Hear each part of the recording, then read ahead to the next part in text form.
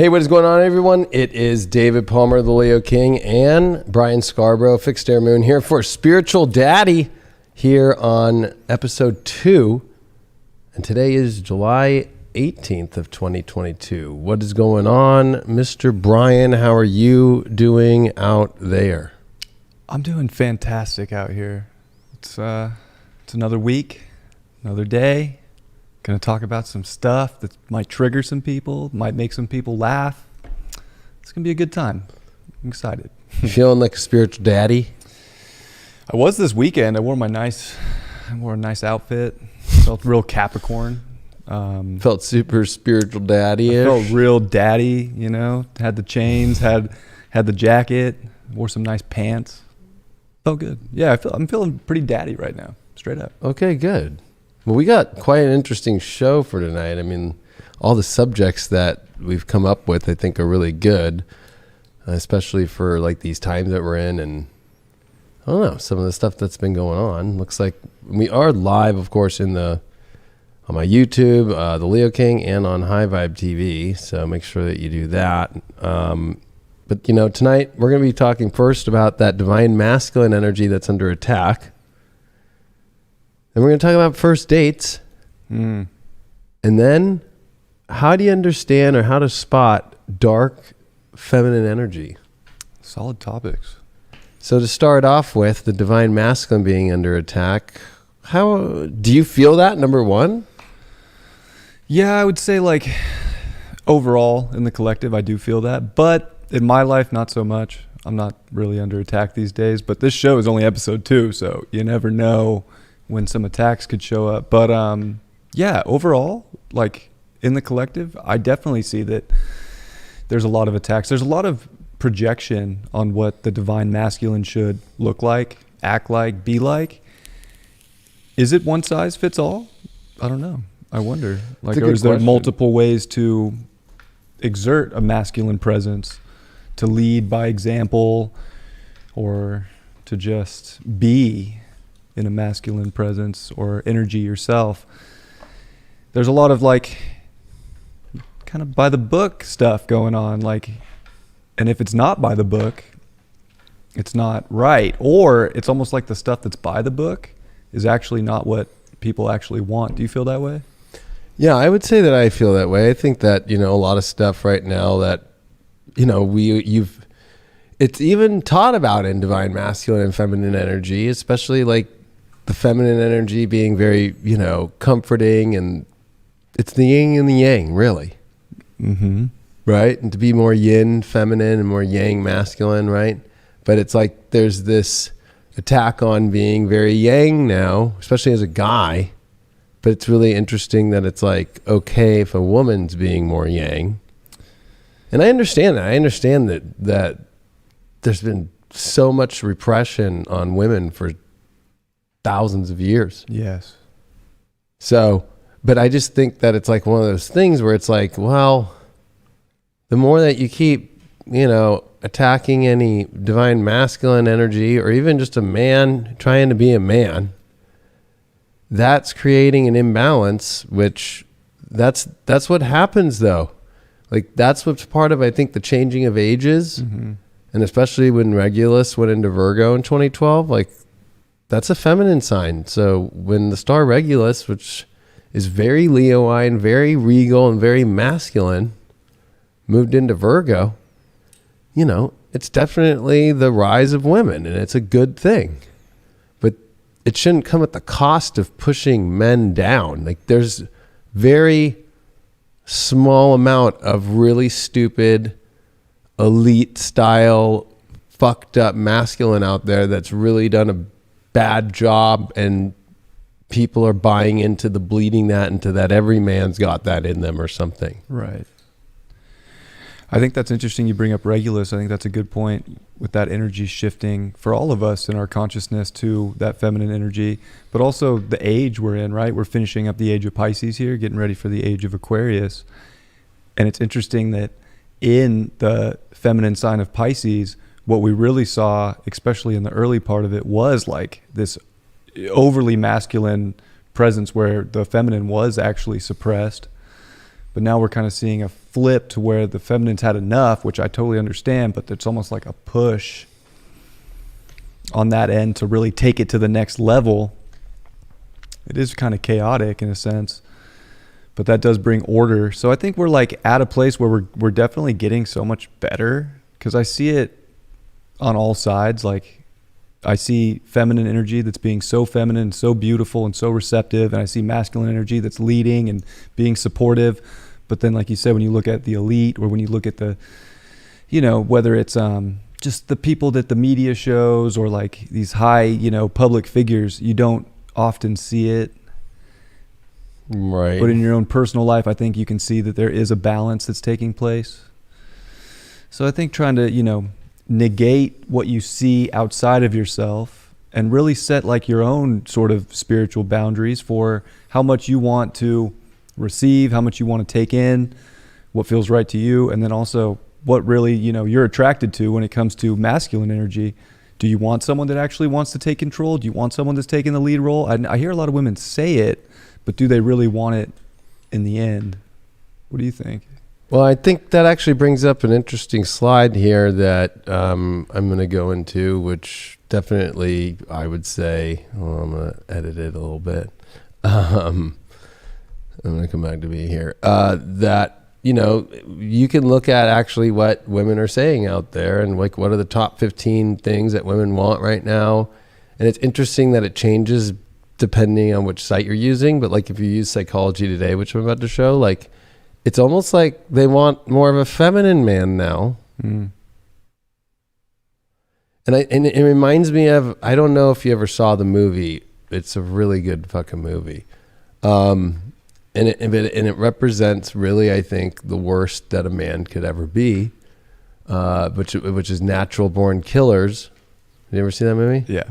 And with Rodney Dangerfield as the father figure, right, to the daughter, and how he is, and what he's like to his wife, and how he is to his daughter, and all that crazy shit. Like, right. It's like, yeah, that's fucking, not what you want to represent, right? But it's almost like there's just been so much, I don't know, especially if we're going to go into the spiritual community, which I think this show really likes to go into more.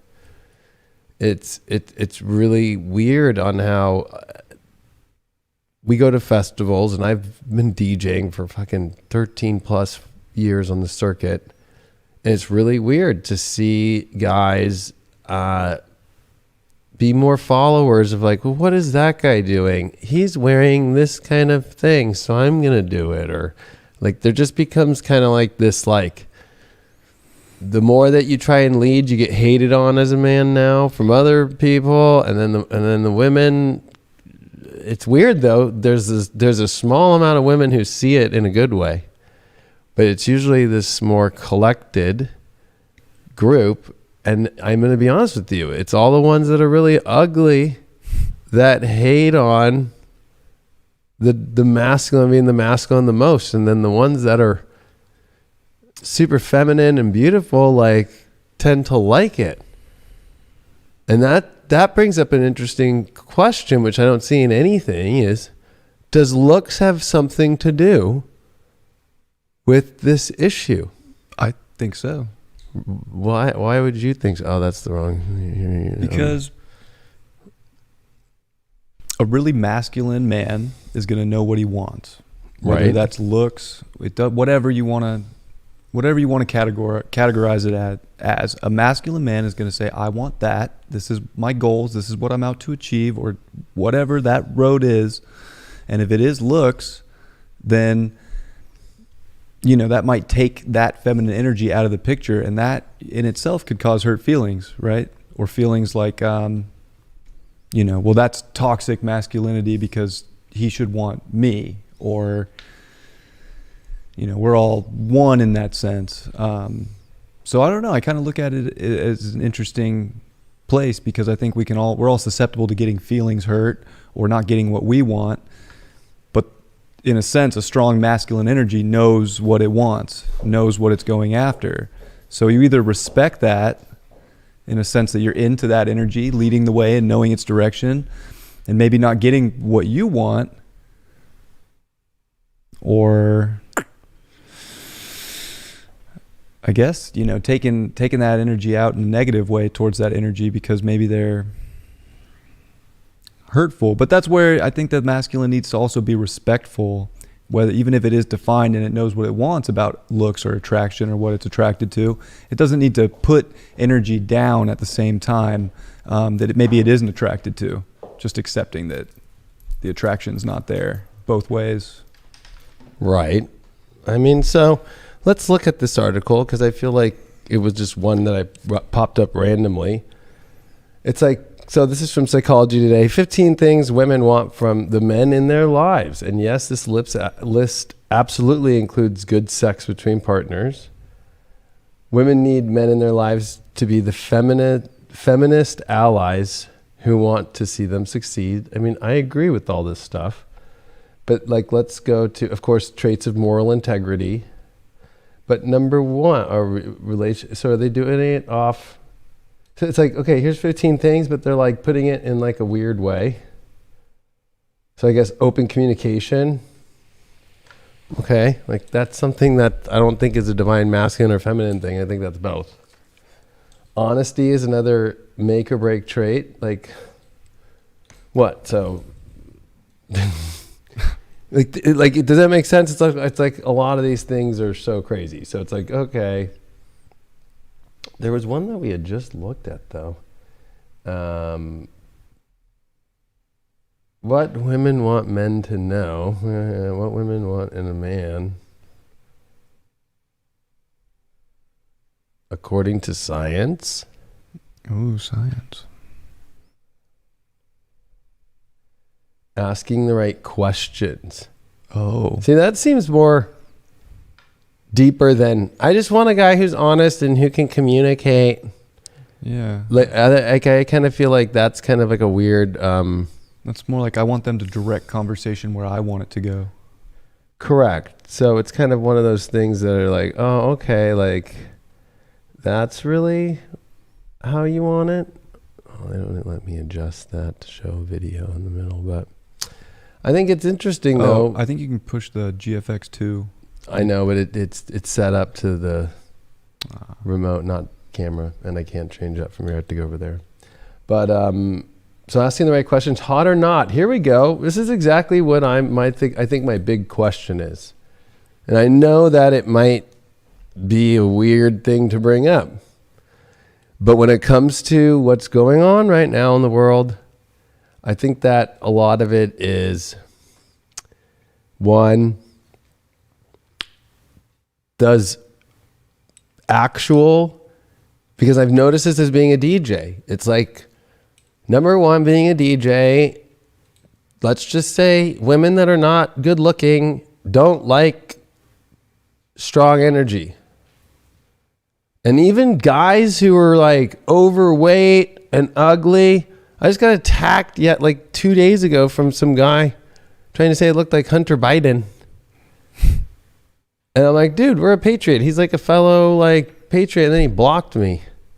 When I wrote to him like, hey, I don't know if you're just having a bad day or something, bro, but I'm not doing anything to you. I don't know what's going on with you. Couldn't handle it, right? So there's something about the triggers of beauty that have to do with this whole divine masculine feminine. I mean, I could understand if you think of Disney over the last almost 100 years now, right? It's like, okay, if I was ugly and all I saw was all these beautiful energy that I can't look like, I'm the closest to Shrek. Yeah, which is getting programmed into the divine masculine of what they should want to go after. It's like it was planned a long time ago. Totally. Which I would say 100% it was. And do you have any more things to say about that? I know this might be the weirdest way to look at all this. No, I think it's all a big game. It's all a big program. It's definitely, I think the root of it all stems from like getting out of that system and finding out what you actually want without a television program, a movie, some sense of like what you were raised on to tell you what it was. Like I think in a sense, it's always going to be about getting into your own individuality, your own direction, your own purpose for anybody, masculine or feminine. Because once you know yourself and what you actually like without the program, you can attract in what it actually is without the illusion of what the program running said it was. Right. So it's kind of like in this study in 2013 demonstrated that mate selection among women is highly contextual. In the experiment, men and women were told to evaluate one another's attractiveness during a speed dating event. The event results showed that women with higher BMIs, body mass index, or lower facial attractiveness were less selective than their thinner, more attractive counterparts. Furthermore, these women became even less selective when there were more attractive females in the room. This is exactly what I'm saying, and I didn't even plan to show this article. I didn't even know it existed. We didn't know it was going to. Right? It's just interesting, right? Because that's human nature. The human eye naturally is going to be attracted to anything that's symmetrical or beautiful in anything. Like, you're just more into that. We just go there. We want to see something that makes us, oh, that's beautiful. That's pretty. I like that. It's just ingrained like into human genetics or something, right? I think we like the unique stuff too, but there's something about beauty that's just like, for anything, I feel like everybody kind of attracts that way. Yeah, I agree. I think it's interesting though to see when you look at a study like this, or when you just think of like with how women today, right? Like other women attack, like guys, we don't attack women who get boob jobs. If they get their lips done, or if they get filler, or if they get a butt job, or if attack anybody for anything. Like, guys, we really don't. I mean, we're pretty simple. We're pretty simple, right? Yeah. But it's like, okay, it's women attacking other women about, she didn't look at her fucking boobs, look at her fucking da-da-da. Yeah. But then it's like, okay, guys fucking like being confident and he's doing his thing. It's like, yeah, ego. You know what's funny? Ego. I've noticed lately more men giving men compliments than anything else. Yeah, and I think last week we covered that too, because it's like that's where you're seeing like this bromance happening. Like guys are looking after each other because there's, number one, it's hard to find guys that are guys anymore as friends, right? Like it's fucking hard. They just kind of can do it all. Or down to fucking work and sweat and hook up a trailer and There's not that many dudes out there that can tow a trailer. Ironically enough, I know. You'd be surprised. It's crazy. Whereas like these were things that were like standard in our society forever up until now. This is the first moment where it's like, oh, it's like if you watch like Braveheart, right? Like the son of the king, right? Like was this little gay boy, remember? And then he has like best friend who he's really hiding his relationship with, and then fucking, what was it, Longshank? Right? Longshank, the king threw his little boy out the window, like fucking, like, ah! It's like those were very rare kind of dudes to find. Yes. Now that's like 90% of guys out there. You're just like, oh yeah, you just want to sit around and Well, there is a big wound with masculine energy, I would say too, with Chiron and Aries, right? That's true too. Like that, we're in that cycle where there is a lot of wounded masculine energy out there, not knowing its direction, not knowing its strength, not knowing its power. So, oh, look at this part of this article right here. Ooh. And then we can add us on camera. Yeah, I got us hooked up there. So it seems also that some attraction-related stereotypes might be rooted in truth. For instance, research shows that women overwhelmingly prefer men who are taller than them. In fact, according to a 2012 study from the Netherlands, women are more satisfied with a man who is roughly 21 centimeters taller than her.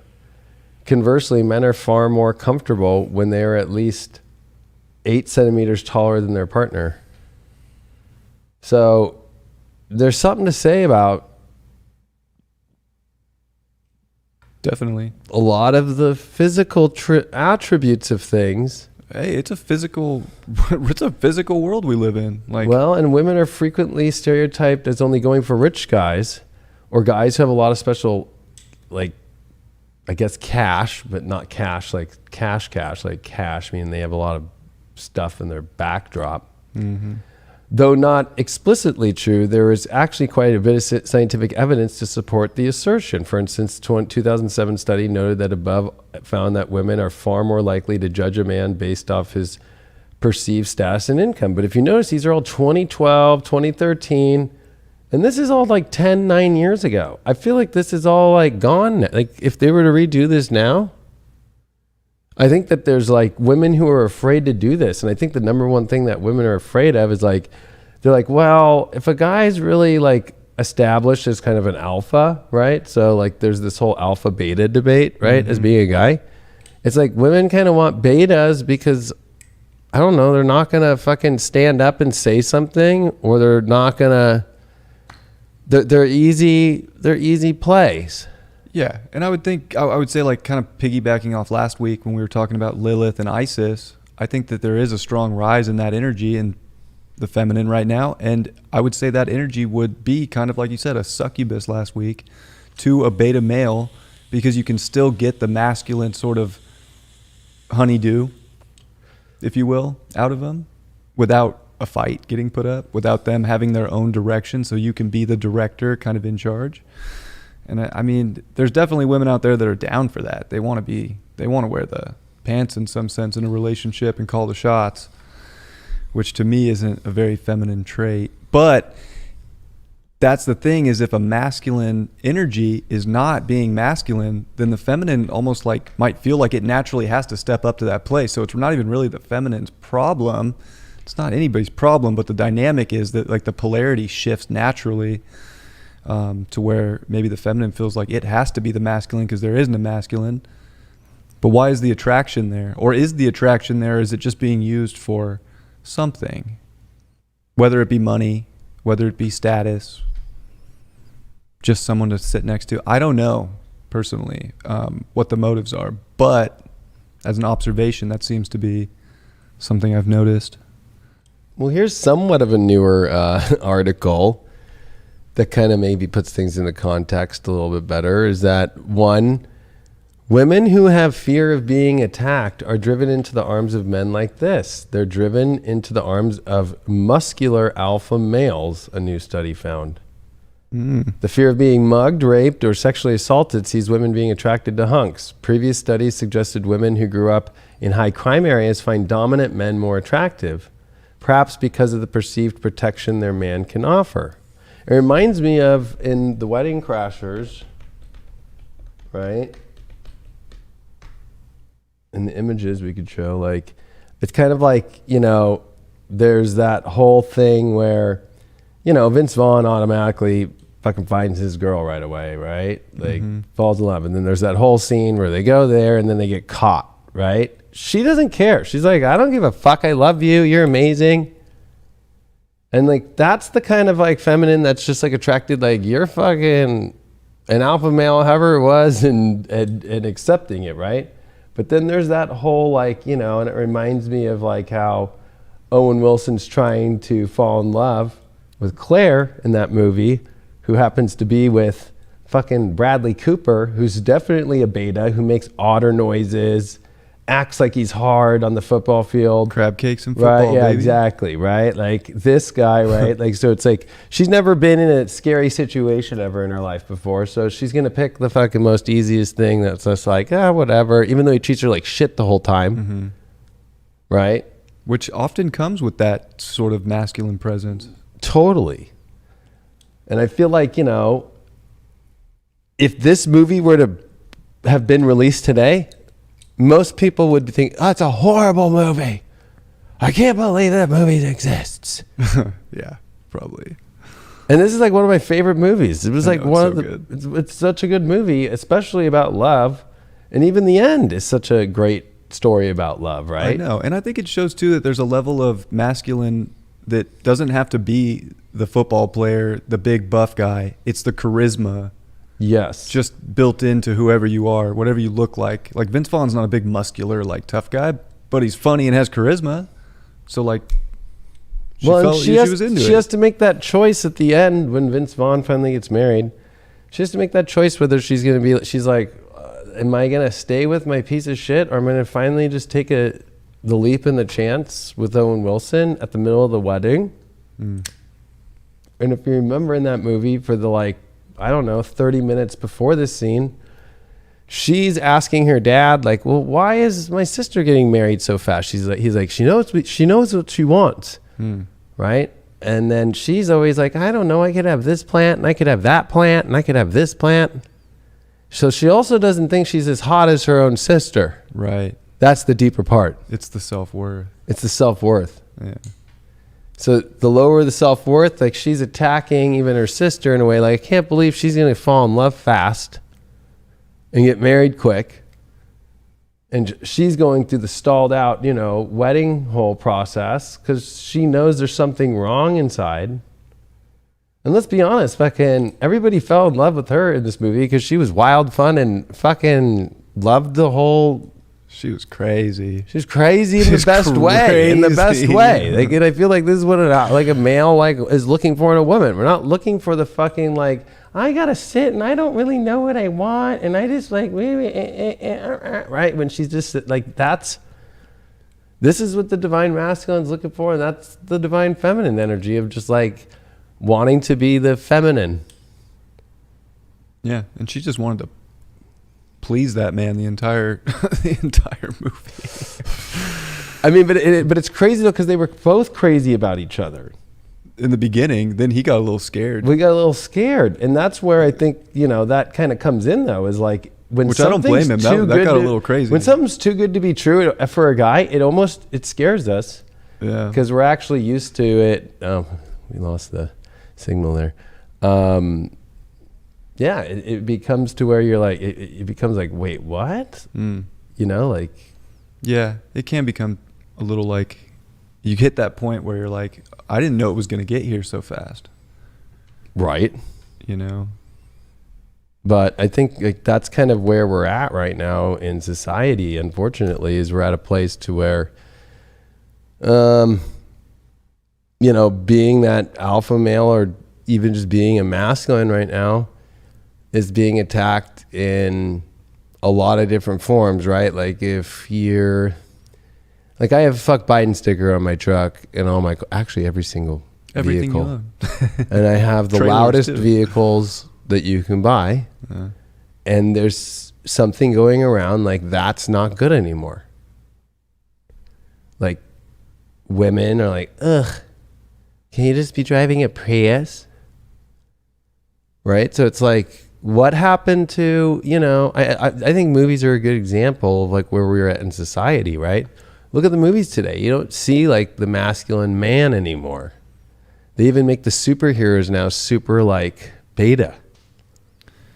Right? Yeah. Like it's really fucking weird. It like, is. Even the new Batman, he didn't pull out the big guns that he has. He doesn't pull out like the big fucking Batmobile. No, his Batmobile was kind of weak. It was weak, and then he's driving around on a fucking like 250 fucking dirt bike. Right. It was different. Like, he's like hiding himself in like fucking normal civilian clothes. Yeah, it was a weird spin on Batman.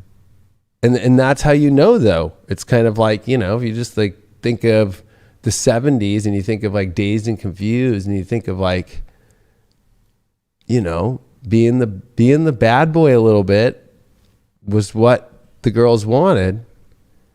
Being the bad boy now today is like, I don't know about that. That's kind of scary. Disrupting a little bit too much, a little too edgy. All right.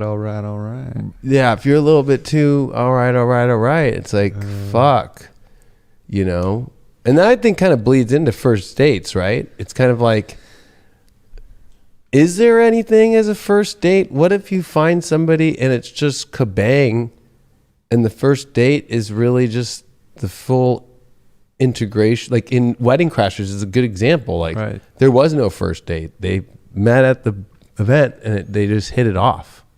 Yeah. It just seems like there's a lot of rules out there for first dates now. Like what is to be expected? Where does it go? I think it's completely different for every situation you would get into, depending on the connection, the vibe, how you're feeling. Like if you get there, I mean, for the first dates are always gonna be like a little bit awkward, right? Like there's really you're getting to know another human for the first time. Like you don't really have a choice.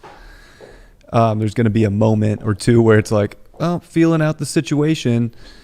But as far as like having expectations of where it goes, I do think there is a sense that men think, of course, they want to get to the finish line first. They're just like all marsed out and like, I want that, whether it's sex or a kiss or whatever for that individual person. But is it wrong? So I wonder that. I don't know the answer. I'm just asking questions. Is it wrong to want to go that far if the connection's right on the first date? And I'm going to like look at the chat to see what people are saying about that. But it's a question I'm curious about because I feel like, I don't know. It's just different with every situation. You kind of just know when you get involved with someone if the vibe's there and if like both people are into it, because everybody's going to have different boundaries. So I think it's also important to communicate like what boundaries you have and what you would, and those boundaries should be respected both ways as well. But where does it go? I mean, I think it can go a bunch of different places. It doesn't need to be like defined or anything being necessarily right or wrong. It's just like, how much do we actually feel like we like each other in this moment? Is there the connection? Can it go deeper? Is it just surface? Yeah. I mean, like, that's the whole thing is like, what's the real like book in the sky list of a first date that's supposed to be great? I've told women like, what is your dream first date? I will make it happen. And this might sound crazy, dude. 90% are like, that's too much. I don't want that. It's scary. It's like, oh, okay. So you don't want adventure. You don't want, despite what to be treated like a queen. It's almost like, I don't want to be trapped. I could see that. And like some date if I don't like you. So it's like, the number one thing, and two is like, there's this weird thing of like, oh, I like want a coffee date. Right. Short dates. And I want a coffee date in the middle of the afternoon. Yeah. I've noticed that too. And I'm like, okay, it's a scared chick. Yeah. But you never know like what their past is and what they've been through. Then so I already am like, what am I really? Is it really what you want though? Right. Yeah. Exactly. Am I going to go, am I ready to go sit through sex fucking therapy class the whole time with this person because they're so scared that they have to go to a fucking coffee date at noon? That's a legit on a Tuesday thing for a masculine energy to be like, I do or do not want that. It's just another thing. If you want someone that's as open as you are, whoever you are and whatever you put out, then yeah, I think that, certain things like that would be a turnoff in a first date situation, and you wouldn't want to go there, simply enough. I don't know. Like I'm interested to be like here to look at this results fucking of this is I guess what they're saying if they're pie in the sky shit, right? It's like according to the results, the number one thing women want on a first date is to feel comfortable. I guess that was what I was just saying. 79% said was their priority, followed by 35% wanting to be happy and 27% wanting to be liked. Okay. Women like to be hugged on the first date. Think more than 2 drinks is too many. And reach their sexual peak at 66, according to a new survey. What? Where'd that go? Like compliments are going out of style, with 94% of women saying they would want to be complimented on their first date, and 90% said they would want their date to be waiting for them when they arrive. I think that makes sense. That makes sense. Yeah. After the date, 91% of women would approve of their date picking up the bill. Yeah. Any guy who does not... I was going to ask about that. In today's culture... Is it like, I feel like there's probably some thing where like woke communities are like, it's not the man's job anymore to pick up the tab. Like maybe you split it. Or I read something the other day that was like, whoever invited the person out on the date in this world is supposed to pick up the tab. Which is very interesting because I'm a little old fashioned in a sense that like, if I go on a date with someone, I'm just going to pay the tab. Right. Like, I don't know. I know you're the same way. I'm the same way. Not as like a anything. It's just, I don't know. I guess that's. If you're a guy and you can't pay for the fucking date, period. You probably shouldn't go on You shouldn't be dating. Right. You shouldn't be going out there and dating. You haven't made it yet. You're still fucking living with your mom. Right. Like, you know what I mean? I and agree. you can't pay the date. If you live with your mom and you can pay for the date, that's different. There's nothing wrong with living with your mom still. Mm-hmm. But if you can't pay the fucking tab, right. I would at least offer, and if the woman was like, I would like to split it, I would feel more comfortable if we just split it. I would still agree. I still wouldn't fucking force, go. I wouldn't I still force go, it. I would force it. I've done that before. I've noticed that when I did that too, it just pissed them off more. Then they can leave. They can have fun. That's very true. You know, they'll get a ride in my home and whatever fucking nice ride I'm in, they can go get dropped off back at their fucking weird life where they could be with some beta male who fucking isn't going to take care of them, isn't going to protect them, isn't going to pay for shit. They're going to end up taking care of them and having to pay for them and all that shit. Yeah. So like they can just go have fun doing that. Totally. Like, you know, but I think that's where a lot of these first date, like, that's why I'm saying, like, is there even things called first dates? Like, if you think of high school, you think of like real life situations when you're not, I think the idea of dating is where everybody fails.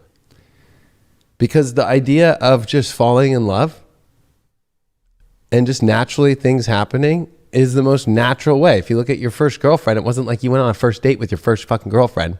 No, you could have had class together, saw her across Correct. the hall. And Correct. Or if I'm, But you know. that's weird because back when we were in high school, there wasn't a such thing as a dating app. No. So have dating apps, are they the culprit for the weird sort of dynamic in the dating world these days? I would say I put that dating app thing in 2020. I had just been divorced and I was living at the studio here. And everybody was scared out of their minds of fucking the most fake thing that's ever happened in the universe. And I went on the dating apps and it was like the second a girl was like, I got a quarantine, and I was like, but not, and stop convo. Yeah. That's like where we started last week. I was like, But there were value there were difference is the plenty biggest of turn-off. girls out there who were like, let's just, there was nowhere to go either, right? It was like restaurants were closed, right? Like they didn't even want people walking on the beach and shit. it was crazy. Well, I mean, not here, not here, but up yeah, north a little more. but it was crazy because like, yeah, it was like, all right, let's go for a drive. Which kind of takes it back. That's kind of That's like what old I'm school. saying. It Yeah. took it back, and there was way more connection. There was no like first date. Gotta go to the dinner and do the Right. did or go to the coffee. Anytime I hear that, I'm just like, you're locked into some weird fucking like, whether it was dating apps or, you know, if you think of like in the 90s and 2000s, especially people who were like dating and doing that whole date thing, or like doing like newspaper article dating. Cause that's what before there was dating apps, it's like you put an ad in the paper. Like we're losers. They never fucking could find love, and they never, right? So because it was always more natural. Like it was like, oh, I went to my high school reunion and fucking boom.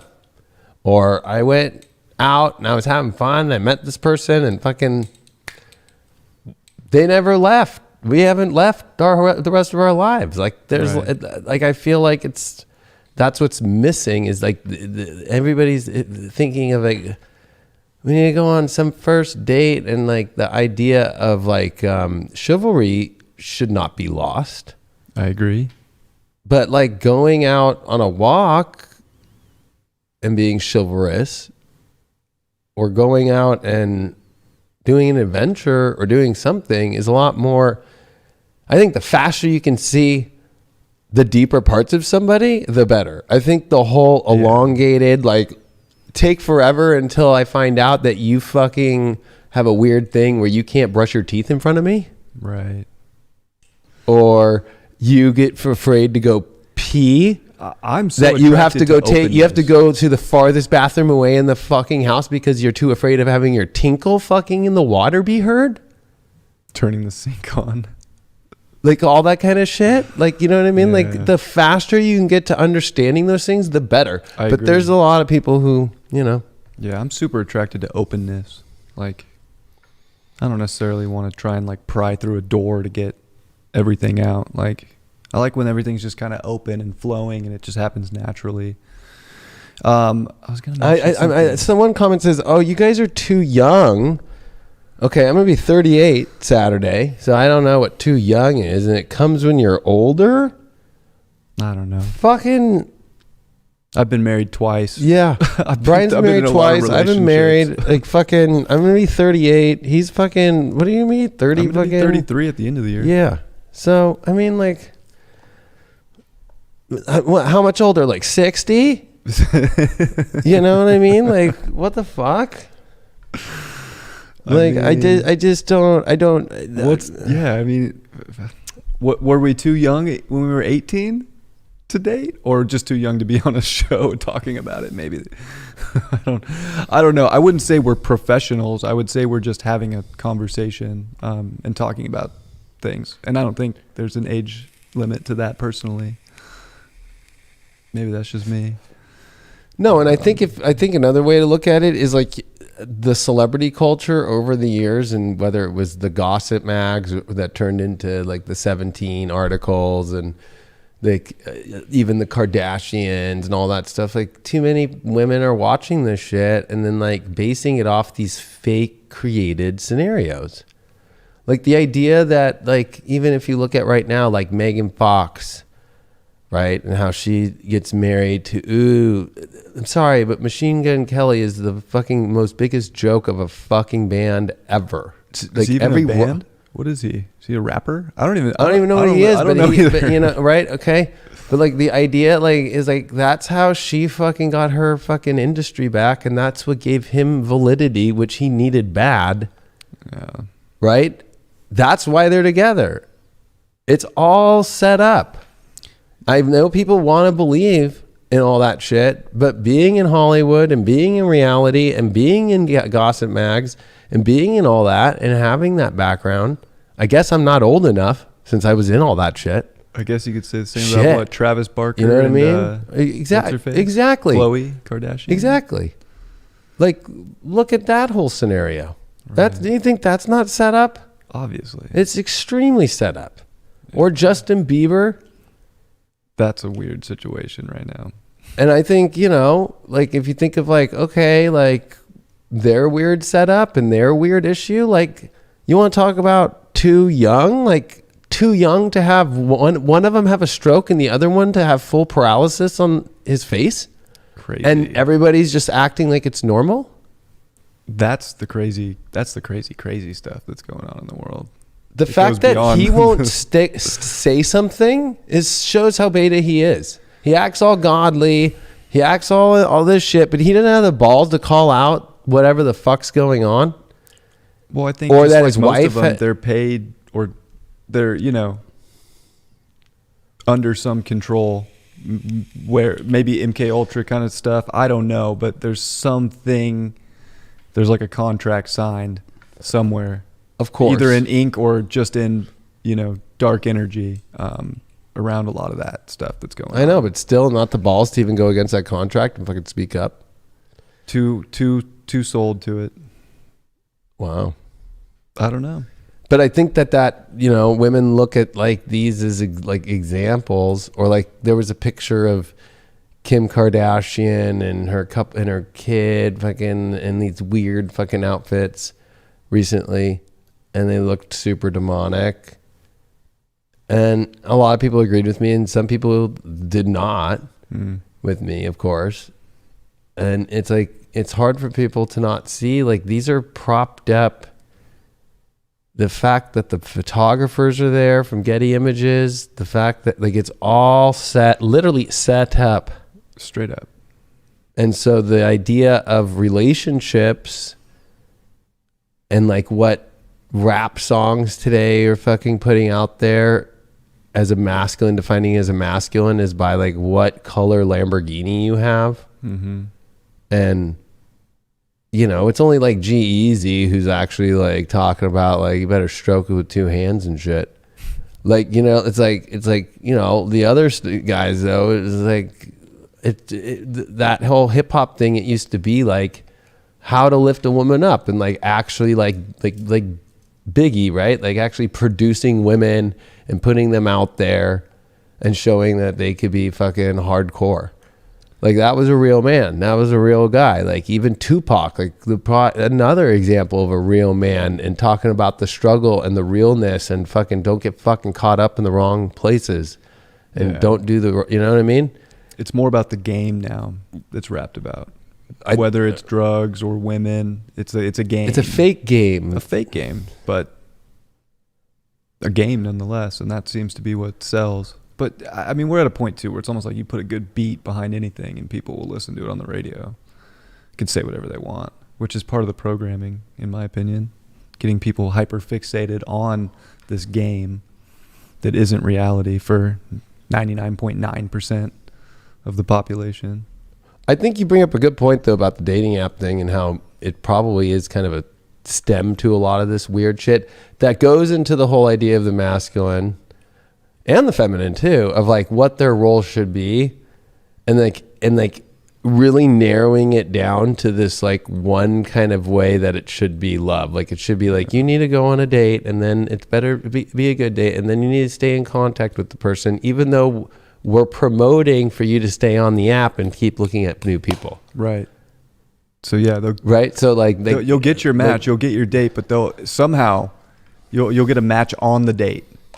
Like if they really cared about relationships, they would literally, you'd be like, I'm going on a date with this person. It's turning the app off until I find out if this is a good person or not in my life. But they won't do that. No, they won't. They want you. They'll keep hitting you. Buy the boost. Get seen. I mean, it's so enticing. Like what was your first best date of my life? Yeah.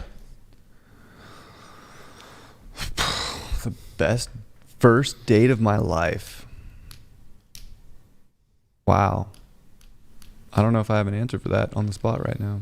All right, so you've been married twice. You've been married twice. So how did you meet your two wives, and like what was the first? Okay, so my last wife, which is my son's mother, I met her on a 3rd of July at Lake Tahoe. We had went to high school together, but we weren't really friends. We like knew each other. I had like a high school sweetheart, so I wasn't like really talking to other chicks back then. I went to this Lake Tahoe little party with a friend. She just happened to be on the beach. I was like throwing a football with my friends, and something happened where I ran into the water to get the ball, and she was just standing there, and I was like, Ari? Like, she's like, Brian? And it was just like, hey, like instant like attraction at that moment. And then we hung out on the beach and then got each other's like Instagrams and numbers, and it was just the spark in the moment in person that was like kind of like you said, like with a high school reunion. It was almost like that, but not that far away, and we were different grades, but still it was that spark. And then our first date that we went on after that was at like a country bar up north where I'm from, and it was pretty fun. Like we had a good time. Country bars are not my scene. She was into it, and I was like, but you went anyway because that's what I think a real man will do too. Yeah. If like a woman wants to go shopping, absolutely. I will walk in all the stores with them, and I will buy them the clothes they want. But I went in and was like stoked to see her because I wanted to see her. So I had a great time, and we kicked it off, and yeah, it was just instant connection, and then the rest is history. But that was a fun time. And it was right after, it was actually, I met her, and then 2 weeks later was when I had that crazy car accident that kind of changed my life. And then a week after that car accident was when I went on the first date with her. Kind of crazy. That is crazy. Kind of crazy. How that played out. But it was natural. Yeah, 100% natural. I mean, I've had some dates from dating sites, but I mean, they're cool. I've had some pretty good dates from dating sites, like where there was a connection and it was fun. The ones that are usually the most fun to me are the ones that aren't like out in a public setting. They're just kind of like, do you want to come over? But not for like, just for sex or something. Just like, hey, come kick it. Or vice versa, you know, where it's more one-on-one time. And maybe that's because I'm like slightly on the introverted side.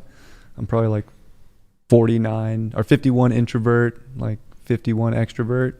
So like I kind of like that, like one-on-one time with someone where it's not like the hustle and bustle of a waiter or people going around. Like, yeah, it's that's distracting. where I felt like the best connection was on a first date was actually just one-on-one, regardless of, you know. Yeah, it's distracting. I mean, I think especially as like a masculine out there, right? It's like you got to kind of think of like a warrior, and it's like, you know, there is that aspect of like always out doing things, and always creating things, and always in battles of life. It's like, yeah, it's like where you can, even if you do go out, it's like, I guess like I'm the kind of person, like I'll pay for the table that's more private. I'll pay, or I'll take the woman to a place that has not so many distractions of a million people, and it's so busy you can't even fucking deal with it, you know? Yeah. But I guess that's why I've never been in a relationship with anybody I met on a dating app. Ever. I dated a girl from a dating app in 2021 when I lived up north, for like 4 months off a dating app. But like that was a good date too. Like it's just one of those, you just kind of know when you get in someone's presence. Like I don't think texting does it much service, or on the dating site. So that's where too, like dating sites want people to like really show up with this like bang, bang, bang text. It's got to be like perfect to even get on the date. But it's even when you have that, you don't know who the person is really until you're there. So it's like someone can impress you all they want with their text, but is there actually a physical connection or a vibe? Like, I think that's important too. So there's like a lot of texting. There's a lot of like little things and little steps the dating sites make you get to before you get that like I had with my ex-wife, like just seeing someone on the beach and having that instant spark of connection. Yeah, well, and I think in today's society as a guy, if you approach a woman too, in those scenarios, they're already automatically like, whoa.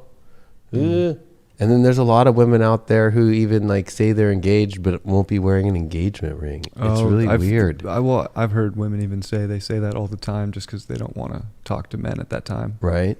Which is fine if you don't want to talk, and you don't, like, there's nothing wrong with that either, but you could just say, I don't feel like talking.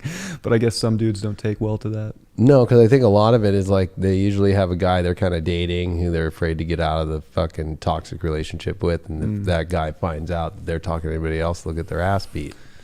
Maybe. And they're with those crazy kind of dudes. Yeah. There's a lot of that. That's a thing. There's a lot of jealousy out there.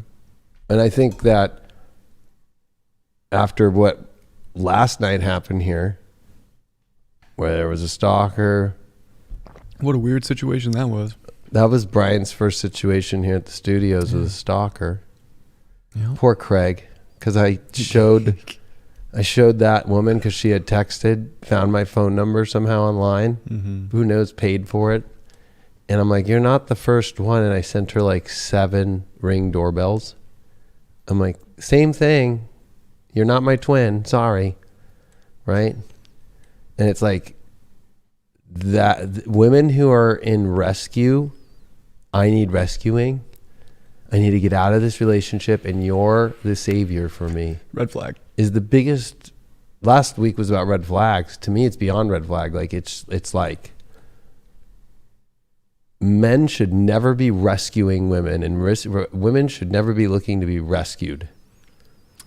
It's not a good dynamic to start off a relationship. It's not good at all. It's unhealthy. Too vulnerable of a place for anybody to be in, especially a woman, in my opinion.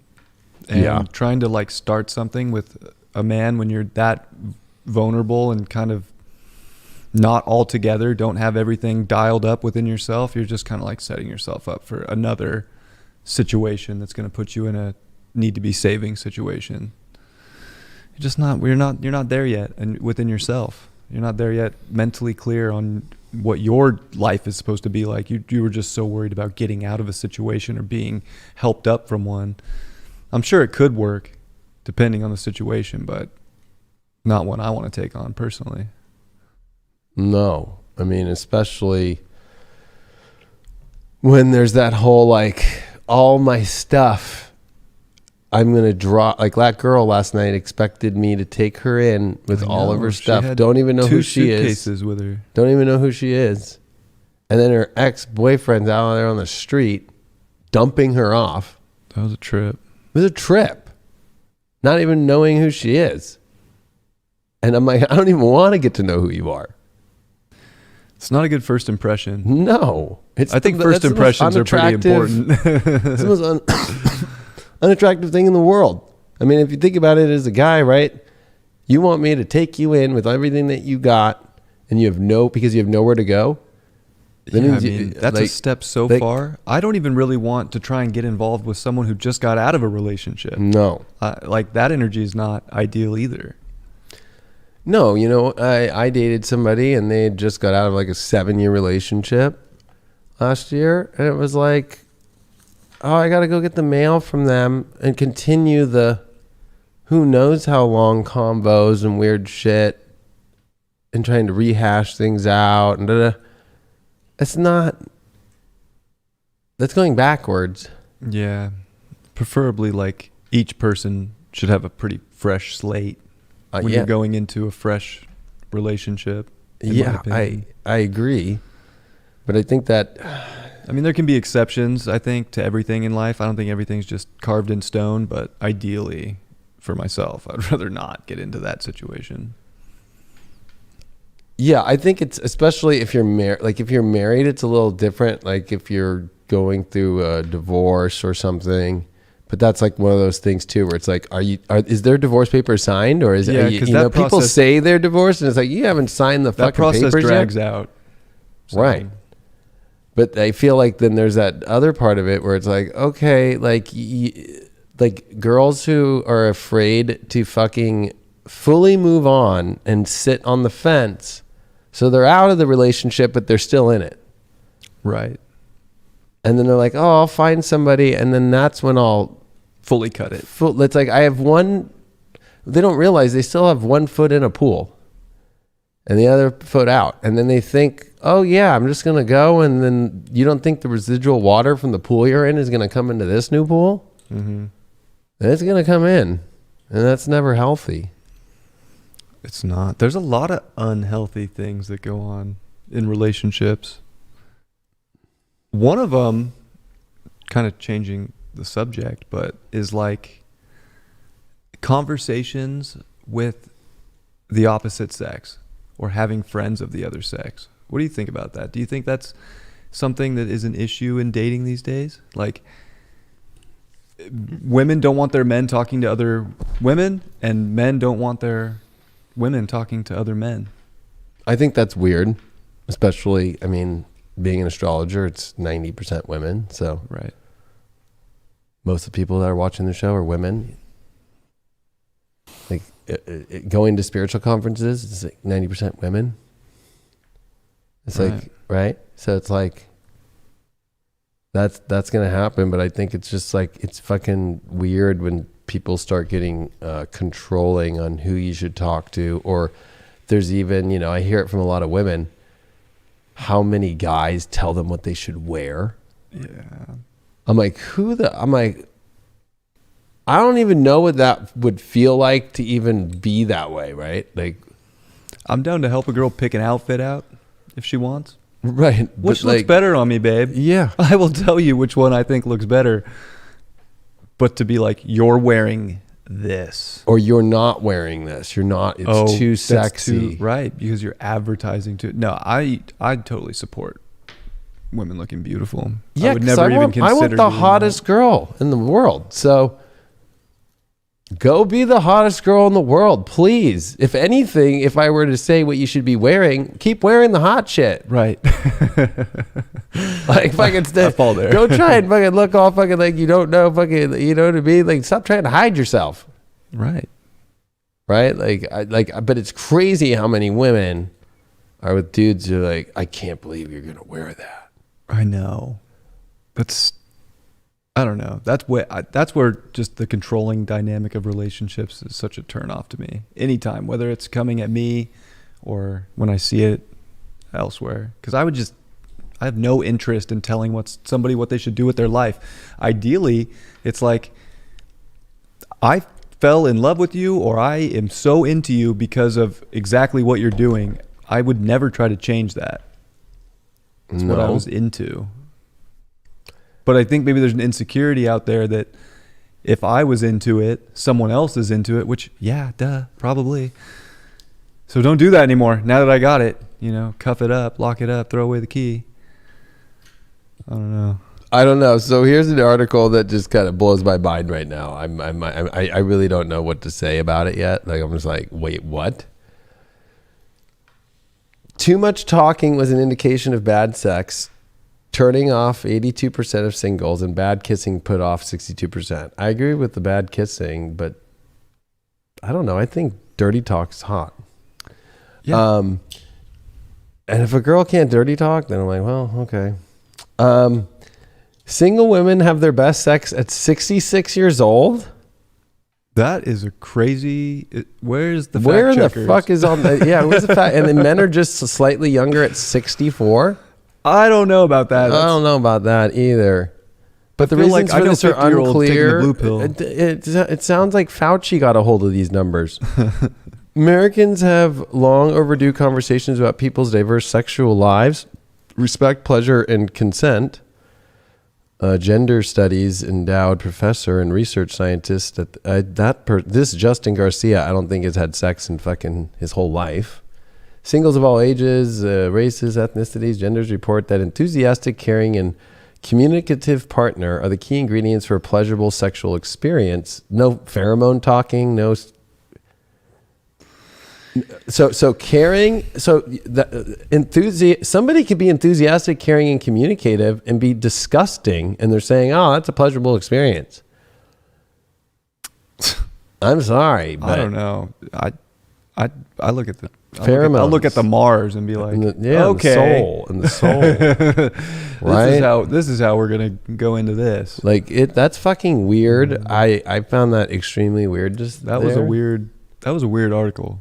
That is not like prime time. I can't imagine. Okay, I don't know because I'm half that age, but that just doesn't seem like prime time for a sexual experience. Maybe. I don't know. I guess we'll find out someday, maybe. Well, last week we were talking a little bit about succubus, incubus energy, but especially kind of went into succubus energy. And so dark feminine energy was something that I think was a better way to maybe coin it. And the way that it's said here is the dark feminine is the expression of the dark, positive, and necessary energy that captures the mysteries of womanhood and magic, the chaos of creation and destruction, death and birth, transformation, rage, fierce compassion, seduction, and the pure spiritual ecstasy. It's a really positive way to put it. But I also think that there's two versions of it. I think that there's the dark masculine that could be the positive version of like showing that, we could be very intense and kind of warrior. And if somebody were to fuck with my girl, I would fucking kill that person. Mm-hmm. Right? And I think that there's something positive on that. But then there's, like this kind of dark feminine energy, right? That's kind of going around in memes and stuff. And it's like, let them fuck up. And like forgive you, let them show you their true colors, then you act accordingly. So like there's this kind of like weird dark, I hate to say it, but when you look at it, it's like kind of like the way that the makeup is too and all this. It reminds me of the succubus energy of like, I'm gonna fucking like make a man fucking fuck up and have him where I want him. And that makes me powerful. Mm-hmm. And I think that that's some dark ass shit. Yeah. That's some super dark ass shit. If the love is built around, because it wouldn't be love, but if the relationship is built around anything other than love, if it's just for money, just for power, just for status, that's some dark energy, masculine or feminine. You need to look at the dark side of yourself. Of course, looking at the shadow. To understand the dark side, you must first develop compassion, awareness of your own dark side, which I agree. I think shadow work is extremely important. I won't even deal with anybody who hasn't done any shadow work on themselves or know their shadow side. But here's the shadow side of the feminine. Using sex to control another, being clingy, lack of confidence, manipulating others instead of speaking your truth, having sex with someone you are repulsed by. Who would do that? I don't know. I mean, faking that would be an for orgasm. Money, that would be money for, like, again, like an ulterior motive. Not into the person. Being a drama queen that lacks confidence and fakes orgasms is probably the most non-attractive woman on the planet. Yeah, and you can tell when that's going down too. Right? And yeah, I think a drama queen, a women are emotional, but I think out of control emotional women are not hot. Like, you got to still be able to like use your energy in the right way. When your body is experiencing uncomfortable feelings, the mind becomes overactive. Stir up conflict out of boredom, immature outbursts and tantrums, can't give it a break. Like, these are called the crazy chicks. Yeah. Like, it reminds me of the spectrum. Like, have you ever seen the spectrum of like who's like the hot to crazy matrix? Yes. That's the best thing in the world. Right? It's so, yeah. It's funny, but it's true. It's funny because it's true. Right. I mean, the video's great, but it's like, here. The unicorns that do not exist are at 10 in hot and in crazy access that are not crazy. Right? The wife zone is you're fucking an 8 to a 10, but you're crazy, can go up to a 7. And then the date zone is you're hot, but you're just dateable. And then there's that danger zone. It's so funny. Strippers, girls named Tiffany, hairdressers. That danger zone is if they're a 5 to a 10, but their fucking craziness is super high. The crazy line that goes through is so important to understand for a masculine. Because this is how we kind of rate. Like, are you fucking hot? Okay, yeah, we're going to know. Number one, fun zone. That's for like loser dudes. So like, I don't even go into that. That's basically the friend zone. It's 100% the friend zone. If you're a 5 to 7.5 to 8, you're in the friend zone. You're not even in contention. Right? And it's like, okay, the ones that we deal with are, if they're super crazy, you're just going to be in the date zone. Yeah. Which is, the date zone's a good zone. And so this kind of goes into some really weird ways of looking at stuff. It's like funny how it's like, if they're not crazy, they're unicorns. They're tranny. It's a guy. See that? Yeah. If they're not crazy and they're hot, they're a tranny. Yeah. The unicorns, even the unicorns, like there's got to be some crazy on both sides. Keeps it fun, keeps things spicy. Well, it's interesting. I just read in the chat, a bit superficial. I think that's what I'm trying to show is that spiritual people are way too caught up in, the fear of like things. It's so superficial, and they have like issues with good looks, money, all these kind of things, and it's like, they all get triggered. And it's like, cause it's like, you got to understand where you're at. If you're a fucking 4 and you're not that crazy, you're in the no-go zone for the guy you might like. Everybody. It's just the truth. It's just like, that sucks about. That is kind of the hard part about dating. Like, you kind of, for the most part, have to date people on whatever level you're at. It doesn't always go that way. Like, there are exceptions, because there are people that will just see your soul and think you're absolutely beautiful and loving and nurturing and everything they wanted. But you got to like find that person. You might have to sift through a lot of dudes that want something different. I mean, it's just different for everybody. It's no, not one you know, size you know fits how I all. know if you go on a dating app, right, and you see like the picture is of 2 girls or more, and they're like a hot chick, and then there's a chick who's not hot. Yeah. You already know as a guy, it's not the hot chick. No. That you're using your girlfriend to get the attention because you don't have it within you. Yeah, there's other That tricks is too. everywhere. Dating sites, again, like if I'm scrolling on a dating site and I see a girl who's only taking pictures of her face. Oh yeah, and won't show any body. 8 pictures of just her face and maybe some cleavage. I already know you're overweight. Yeah. Sorry. It's not that I think anything less of you. I just don't want to date you. Right. And I think that's what's Leo is the ruler of love. And I think that's what's hard is Leo, it rules what our hearts want. And so it's not superficial. That's what the problem is with the spiritual community and why That's it a great all way to hates put it. Leo. They all hate Leo You because love what Leo you likes love. to shine and you love what you love. And I'm sorry, if you're fucking just showing your face pictures and it's always up high. You ever notice that too? It's not like this. It's always like, It's like, I'm sorry that you were too afraid to show, because Leo is expression of self, expression, shining your light. If you can't shine your full light, you can't own what your body looks like. Or even like how the problem, I think, in social media today, on Instagram to Facebook to all this stuff is like people who don't even put their own picture as their profile picture. It's because they can't even accept who they are.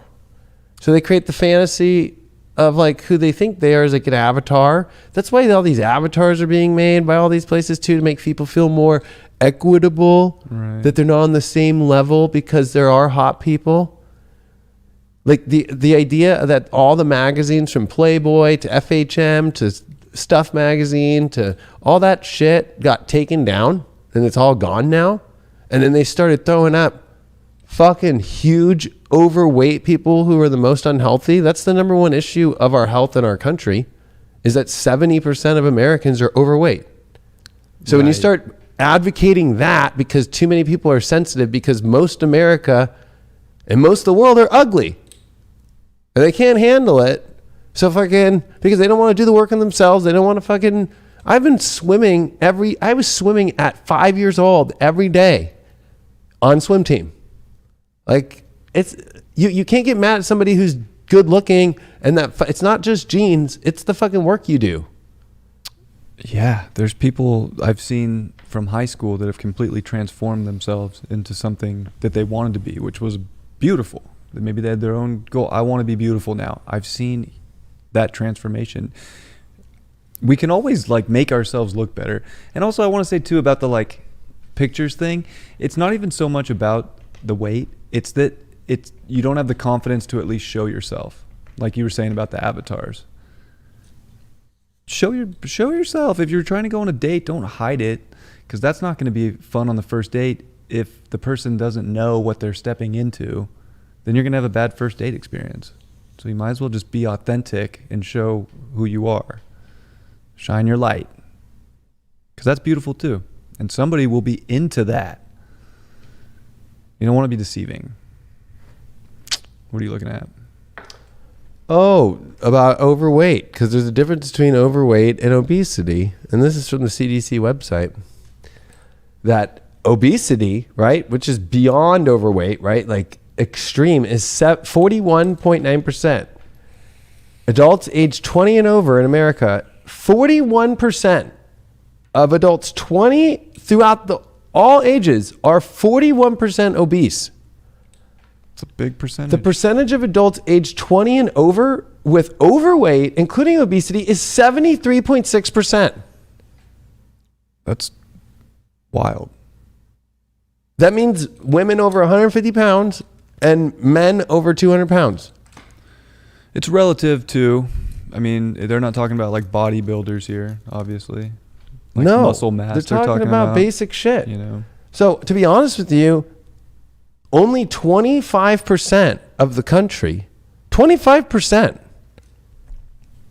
are fucking not overweight and obese. And that 25% are your famous YouTubers, are your celebrities, are the people that get the attention because people want to look at that. They don't want to look at the other shit.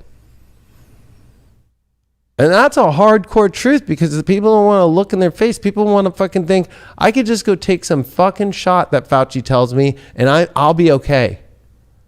I don't want to have to fucking change my diet. I don't want to have to fucking actually work out and run around and sweat and get fucking my life moving. Like, no wonder when you go on dating apps, you can't find anybody. Everybody's picture is fucking trying to hide their double chin. Or filtered up, or from 3 years ago. Or fucking dudes can't even see their own dick. Right. Or chicks don't even know if the flap is the right flap of their vagina or a flap of some skin.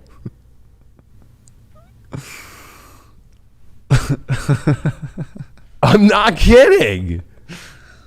That, you know, we're at a place where it's fucking insanity that the 25% that's doing things right have been castaways. Yeah. And they're kind of treated the worst, hated the most about, talked the most shit about, always looked at as some fucked up person. Or shallow. Right. When it's like, no, you can't even fit in the shallow end of the pool. Like, you know what I mean? You can't even fit in it.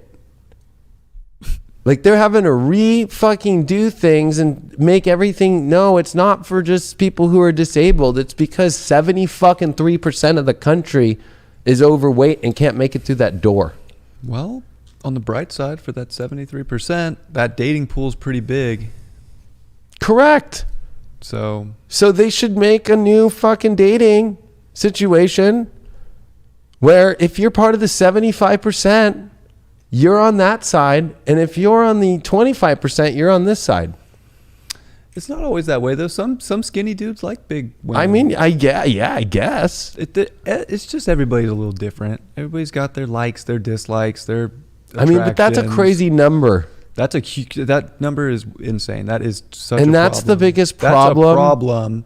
It's a problem. The coof, as you've been calling it lately, which I like that name. Well, what's the number one significator of dying of the coof? Being overweight. Yeah. And people who are overweight have one or two, at minimum, comorbidities because they don't get off the couch. They don't get up and sweat. They weren't an athlete.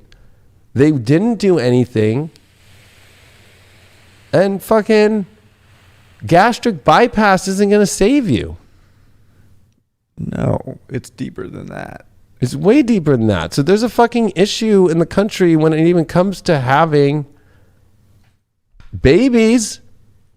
Right. Of people who aren't going to come out with comorbidities, diabetes, and have genes that are overweight already when they come out of the womb. I would say that's part of the overarching plan is to not have any more babies. I would say there's something going on behind the scenes where they don't want people to procreate at all right now. With the sticky pokey, weight, fast food, making people maybe less attractive, having people, segregate, also having people, attack each other for whatever social thing is going around. I don't know. No, you're not. You're not allowed to bring up the whole fucking overweight thing. Yeah, nobody talks about that. Bill Maher does. Bill Maher talks about everything. But that's why I appreciate Bill Maher because he's like, why do us 25% have to fucking worry about all this crazy shit when it's all old fat people dying? Mm. Like, why are we all having to say we're in this together? It's like, no, 75% of y'all better fucking go into a gym and fucking start working out every day. Save your life before you die. And the healthcare system, and it's because inequity and blah, blah. No, it's because you're fucking fat. And I'm sorry to say, Nobody wants to talk about it. Spirituality is about being open and honest. Magistrates used to look at the fucking country and go, there's a problem here and we need to talk about it spiritually. And what's the spiritual issue? Is that 75% of the country is fucking just sitting and eating away in emotional depression because they don't want to fucking do the work on themselves or whatever the fuck it is. I don't know, because I'm not in that category. So I can't sit there and be like I'm an expert knowing how to fucking feel that way. I don't know, because I'm the kind of person where if I started fucking going overweight, it just wouldn't happen. Wouldn't let it happen. That's why I race jet skis. That's why I fucking work and I move around all the time and I fucking am constantly looking at all the shit that I'm doing with my life. I'm not fucking sitting around and fucking watching my life just go bloop. Not enough time in the day to just sit around and eat. Now, if you were with a woman and she gained a bunch of weight and you loved her, would you stay? Definitely depends on how much I loved her. If I loved, and I was still in and the relationship was solid, probably. But that's a hard one. I've never been in that situation, and I can't definitively say. I would have to know in the moment. But I'm a very physical person. I'm very into like physical attraction. I mean, call it shallow, call it what you want. That would definitely be an issue, and I would try probably any way I could to support getting healthier, because I think that that's important. But maybe, I don't know. I'll let you guys know if I ever get in that situation, and you'll see. What would you? What do you think the answer is? No. No, I wouldn't. It depends how strong the love was. If the love was, because I'd already been watching it and being like, was the best love I ever had in my life. Right. Maybe. Right. But that can change. I don't know. I mean, that'd be like if I loved a woman and she started fucking slamming heroin. That's different. What's the difference? They're fucking their life over. Well, I guess both ways is a difference of values. Right? And then there becomes a point where you become beyond gone. And I'm not going to be calling up the fucking tractor service to build a hole in the fucking house and pull you out to take you to the hospital. Yeah, preferably we just stay on the same kind of path together when it comes to health, when it comes to how far we're going into some kind of drugs. Oh my God. So, survival of the prettiest, the mysterious power of attractive people. From picking mates to choosing politician, new research says society biased towards attractiveness has ugly results. I don't think that it has ugly results. You know what the ugly results are? Is how many people are unattractive and fat and overweight. That's the bad result. So, and that was 2016, right? But that's when you start having, right? Like you started having like overweight, right? Like, model, on magazine covers, right? Like that's what was crazy in the middle of COVID, right? Like this is Cosmo now.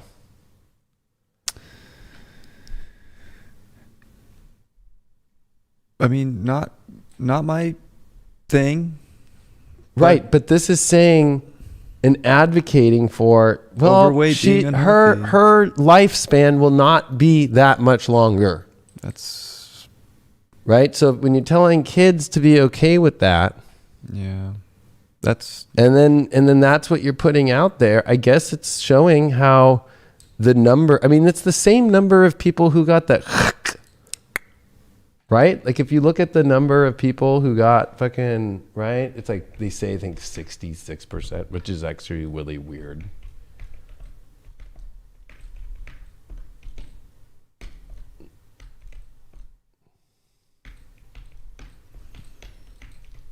Right?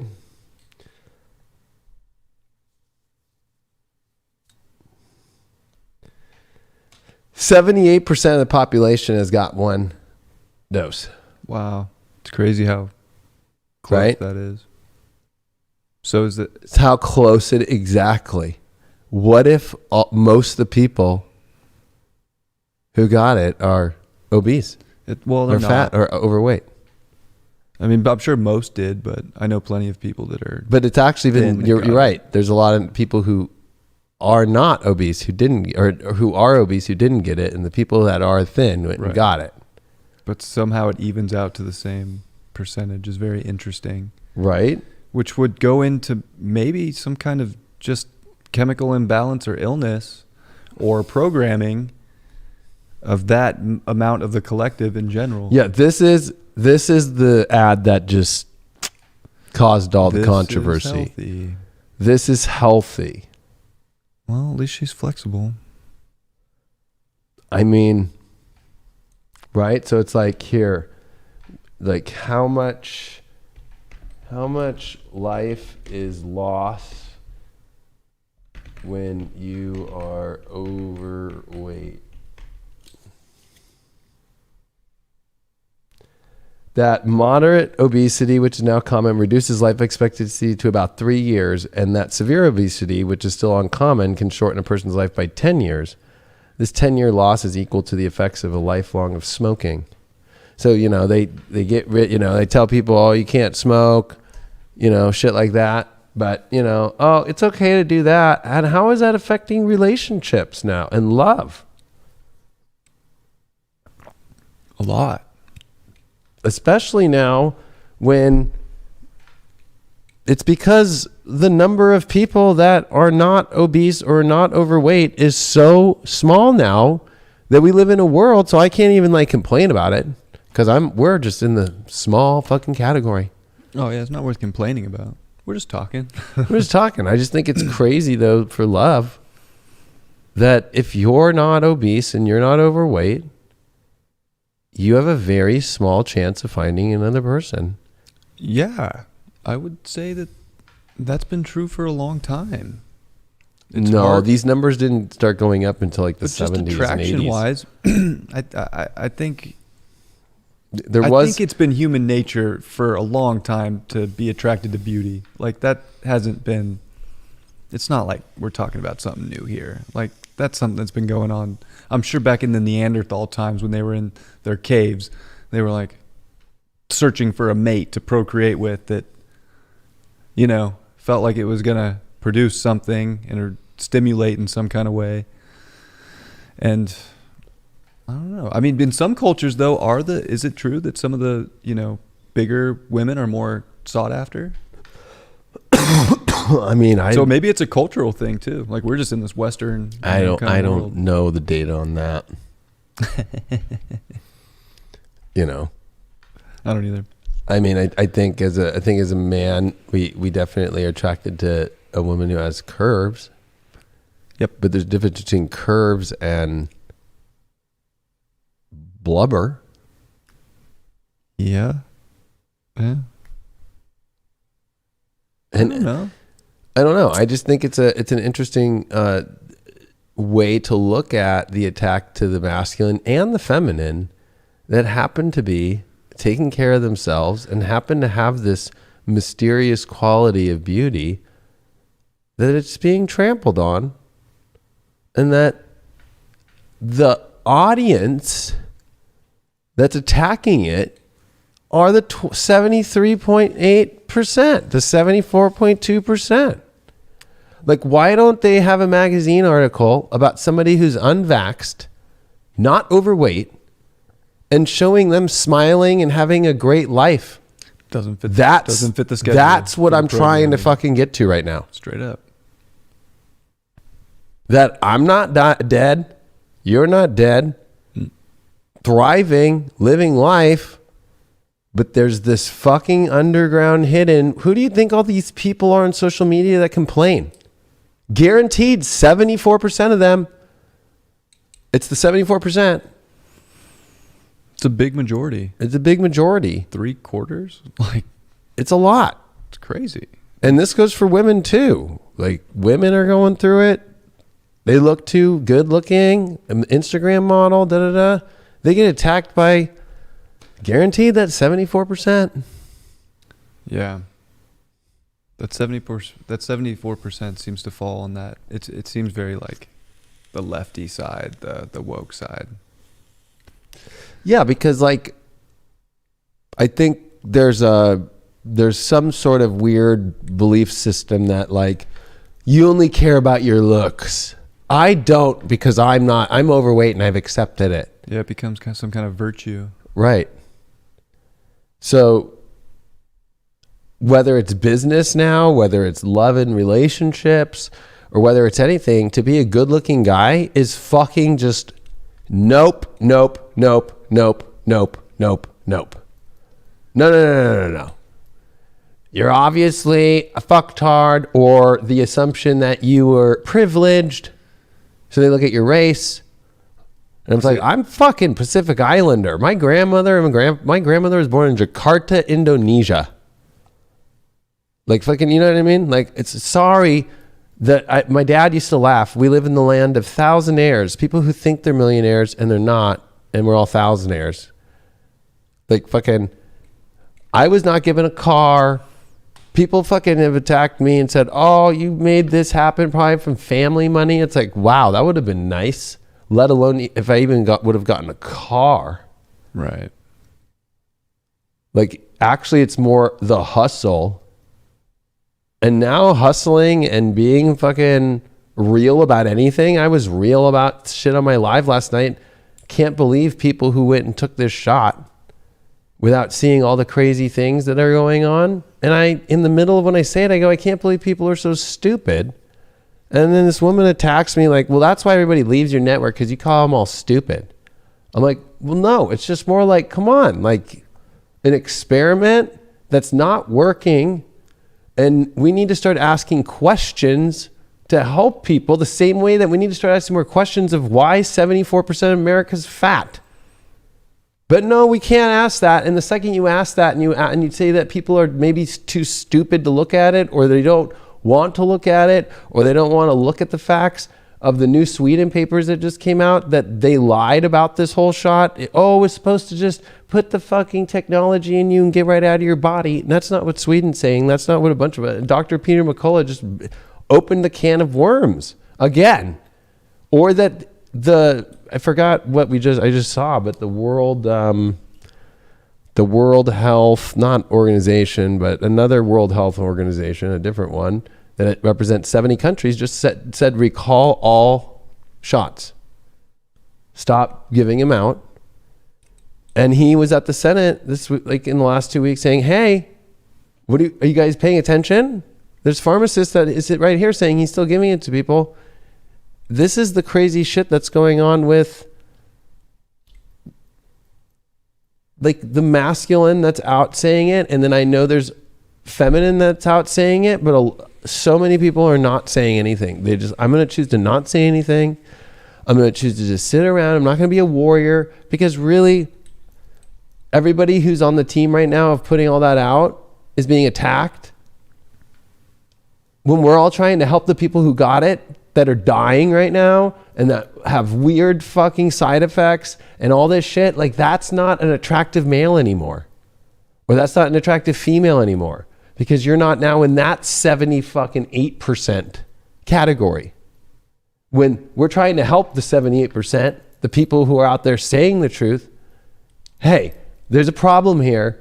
Nobody wants to address it. Why isn't 78% of you all going to Congress and asking your congressmen and getting investigations into the companies and to Fauci and to all the shit to be like, how the fuck do we save ourselves from this unknown shit that they don't show? And then all the Pfizer papers that come out every month keep showing that they fucking lied, and that all the trial people were either dead, stopped showing up. Like fucking, I can't believe it. That as a divine masculine now saying that, I'm being attacked because I'm saying people are stupid. I'm saying people are stupid for not asking questions. Straight up. All the questions. Fuck. I'm totally with you on that. It's a hard one, because when it all comes down to it, even if we're talking about overweight or we're talking about the jab or whatever we're talking about, and we're having a different view, it's actually because whether we use a word like stupid or not, it's because we have compassion and feel bad that people are falling for both the traps, because they're both traps spiritually. So it's a hard one, because people seem to get in the trap and not want to get out of it, or they'll get their beliefs so tied up in whatever they chose that they don't want to let go of it. Same thing in love and relationships. 100%. Like, I pick this person, they treat me like shit. I'm not forever. Happy, but I'm going to stay in it. I'm going to stay in it all the way. And I'm going to keep believing that it's going to be okay eventually. It's the same cognition. And it's like, that's what's scary about love right now, is like those beliefs that we're seeing about the shot right now are the same in love that's been going on for the last decade. Like, a successful man is a scary place. A guy who's a guy and who's going to speak up against the crowd, who might make me look like, oh no, my girlfriends are wondering if I'm okay. He goes against the norms. All that shit is the same shit. It's the same shit. It's all interchangeable. Yep. That's the dark feminine energy that won't be caretaking and nurturing. The masculine has to learn to integrate the feminine too. This is how I integrate my feminine, is I want to know what the fuck's going on for those 78% of people, because those 78% of people could have somebody in there that I love 100% in any kind of love way. So I care also about this planet and being a voice of the collective. And to ask that question and to be told this is a horrible show, I can't believe it, and all that, just goes to show how people are stupid. Like you're not going to ask that question? As a 5-1 manifesting generator, it's fucking crazy. Yeah. And I'm always going to be the voice of reason in the moments when it's not reasonable to be reasonable. Well, you also take the time to do research. You know, a lot of the people that didn't go that route have taken the time to look into things on their own and make their own decisions. And it was probably a pretty easy decision for those people. Even if you had to get rid of a job that was going to make you get it, or whatever the case may be. You had your own knowledge, you looked at your own side of things and came to your own conclusion. And it was always as simple as that in the end. Yeah. But people still don't want to do that. And they still don't want to see it. And there's so much out now, it's insane. Same thing happens in love. Your partner's not a good partner. I'm going to stay in it though.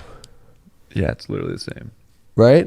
It's very Venus Scorpio. It is very Venus Scorpio. It's over attachment to a certain ideology and to also an emotional connection to something.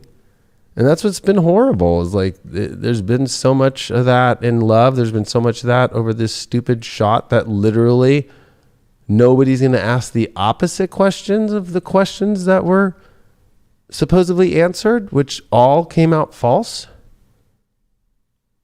And the fact, like, people are like, why do you even still talk about it? It's over with. It's like, it's far from over.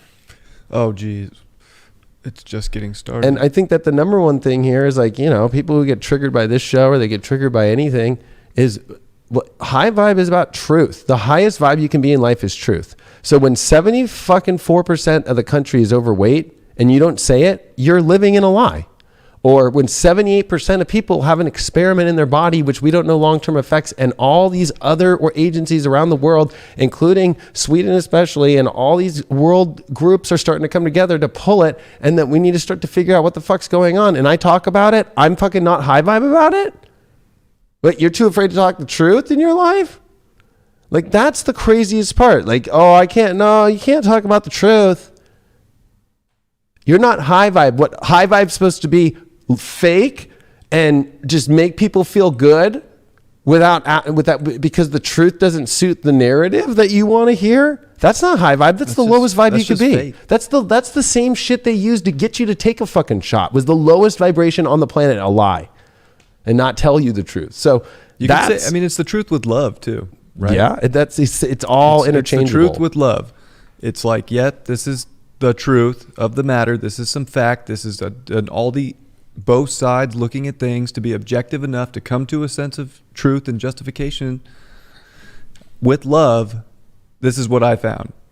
And, you know, again, it's not about controlling or telling people what to do with their life, but to put the information out there and to have the talks is important. And then people can take that as their own investigative work and make more decisions for themselves. You know, somebody just brought up about, 74% of people being overweight, like about the military. The military just dropped their fucking physical exam to the lowest level. So that means like no longer do you have to run a mile in a certain amount of minutes. No longer do you have to do some of that stuff. So go look that up. Yeah. But, it's like somebody's like, oh, I can handle truth, but I can't handle you being a dick. It's like, I'm not being a dick.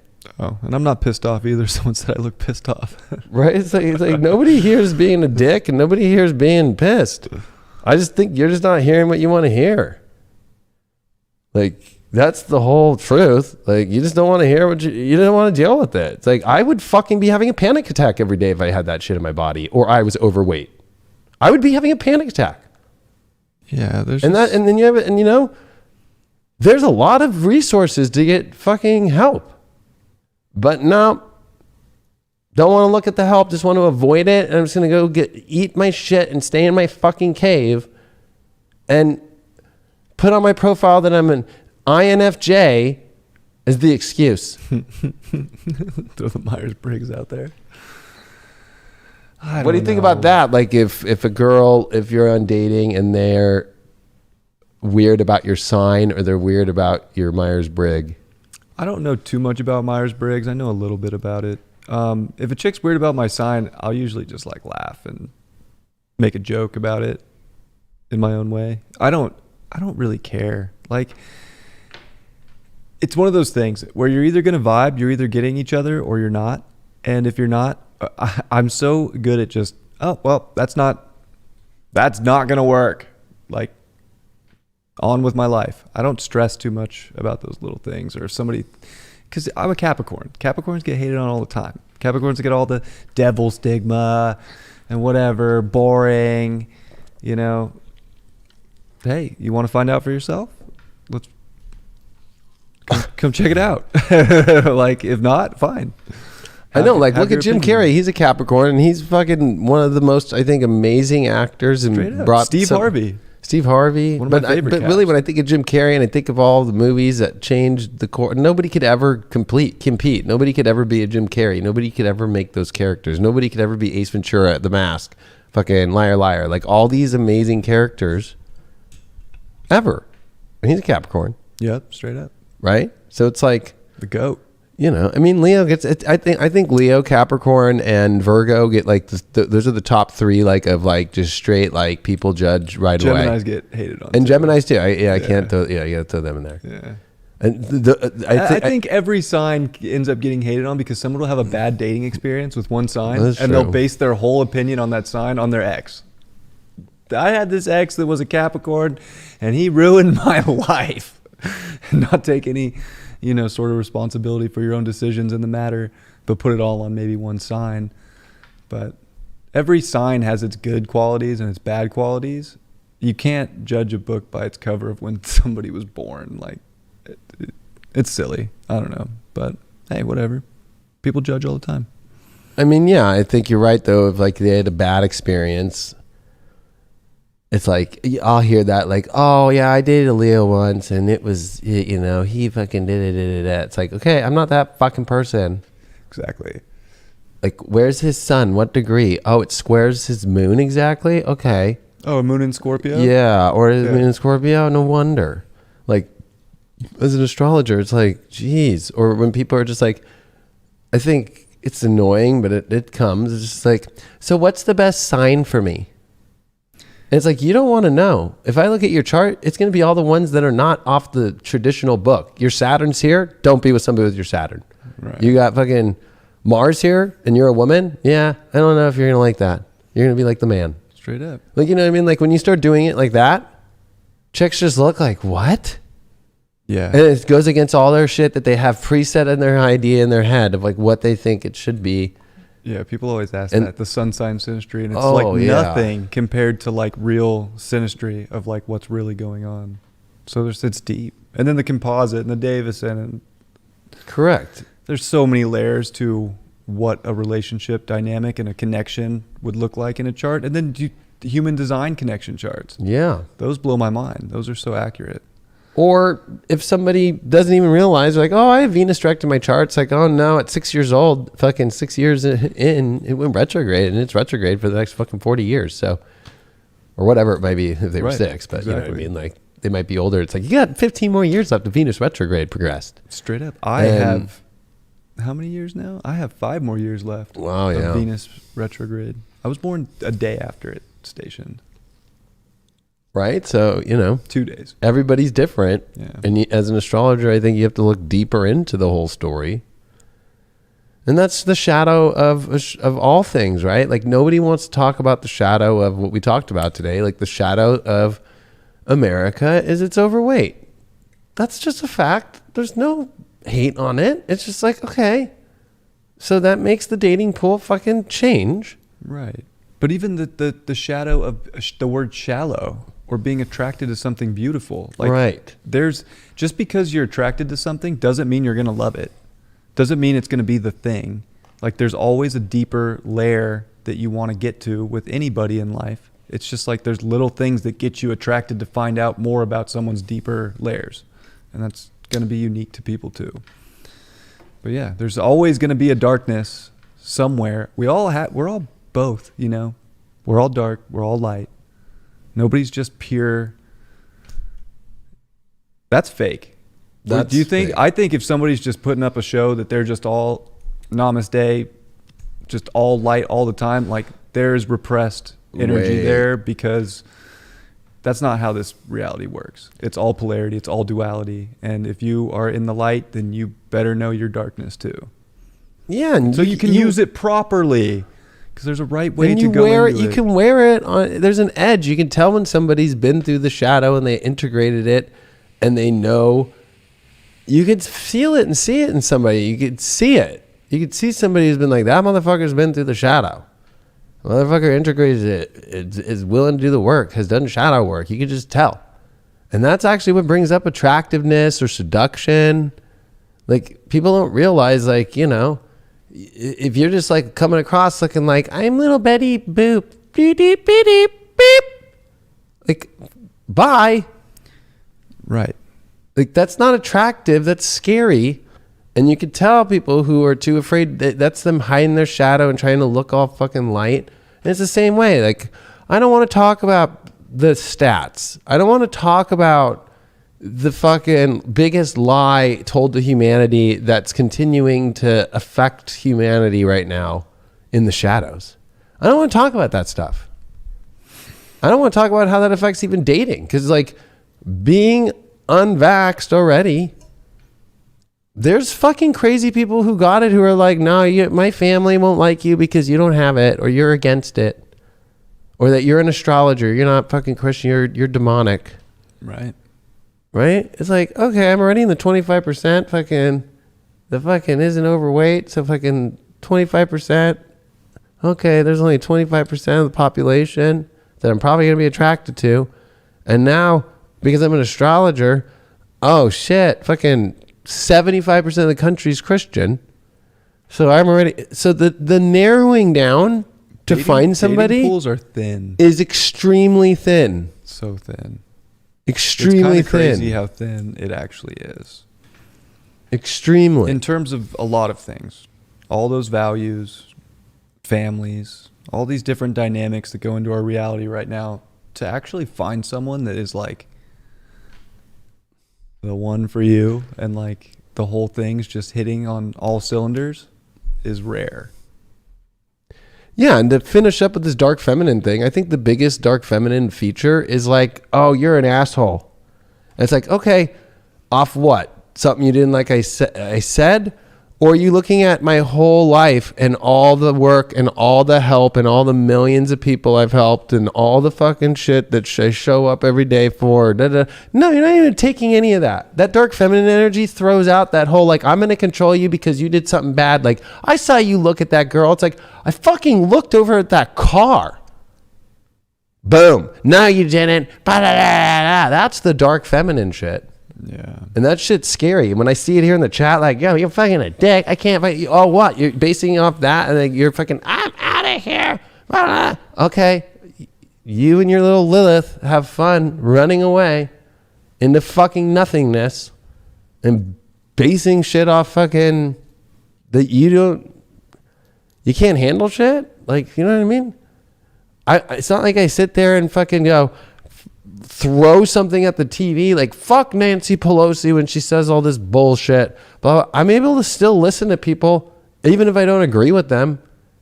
It's like fucking that dark feminine shit just can't learn because it only wants to hear and see what it wants to see. Period. Mm-hmm. That's it. I agree. Especially in the spiritual community. This is the only way that spirituality should look. That's the one that gets me the most. Because if we're talking about spirituality in general, it's very Pisces, very 12th house to me, and there's no boundaries there. So just the idea of having all these rules, all these boundaries, all these stigmas about the right way to be spiritual and have that connection to source is absurd to me in all areas of life. You're supposed to be free and expansive and flowing with your own connection, whatever that may be. And I think it's also supposed to be because Aquarius comes before Pisces, 11th house. You also need to be unique to find that flow. And yes, you should have boundaries, but they're unique to you. They're not about a stigma created outside of self. So it's all about the individual. Everybody's going to go through these things differently. But yeah, spiritual stigmas and the right way to be spiritual is definitely a pet peeve of mine. I think you fall in that category too.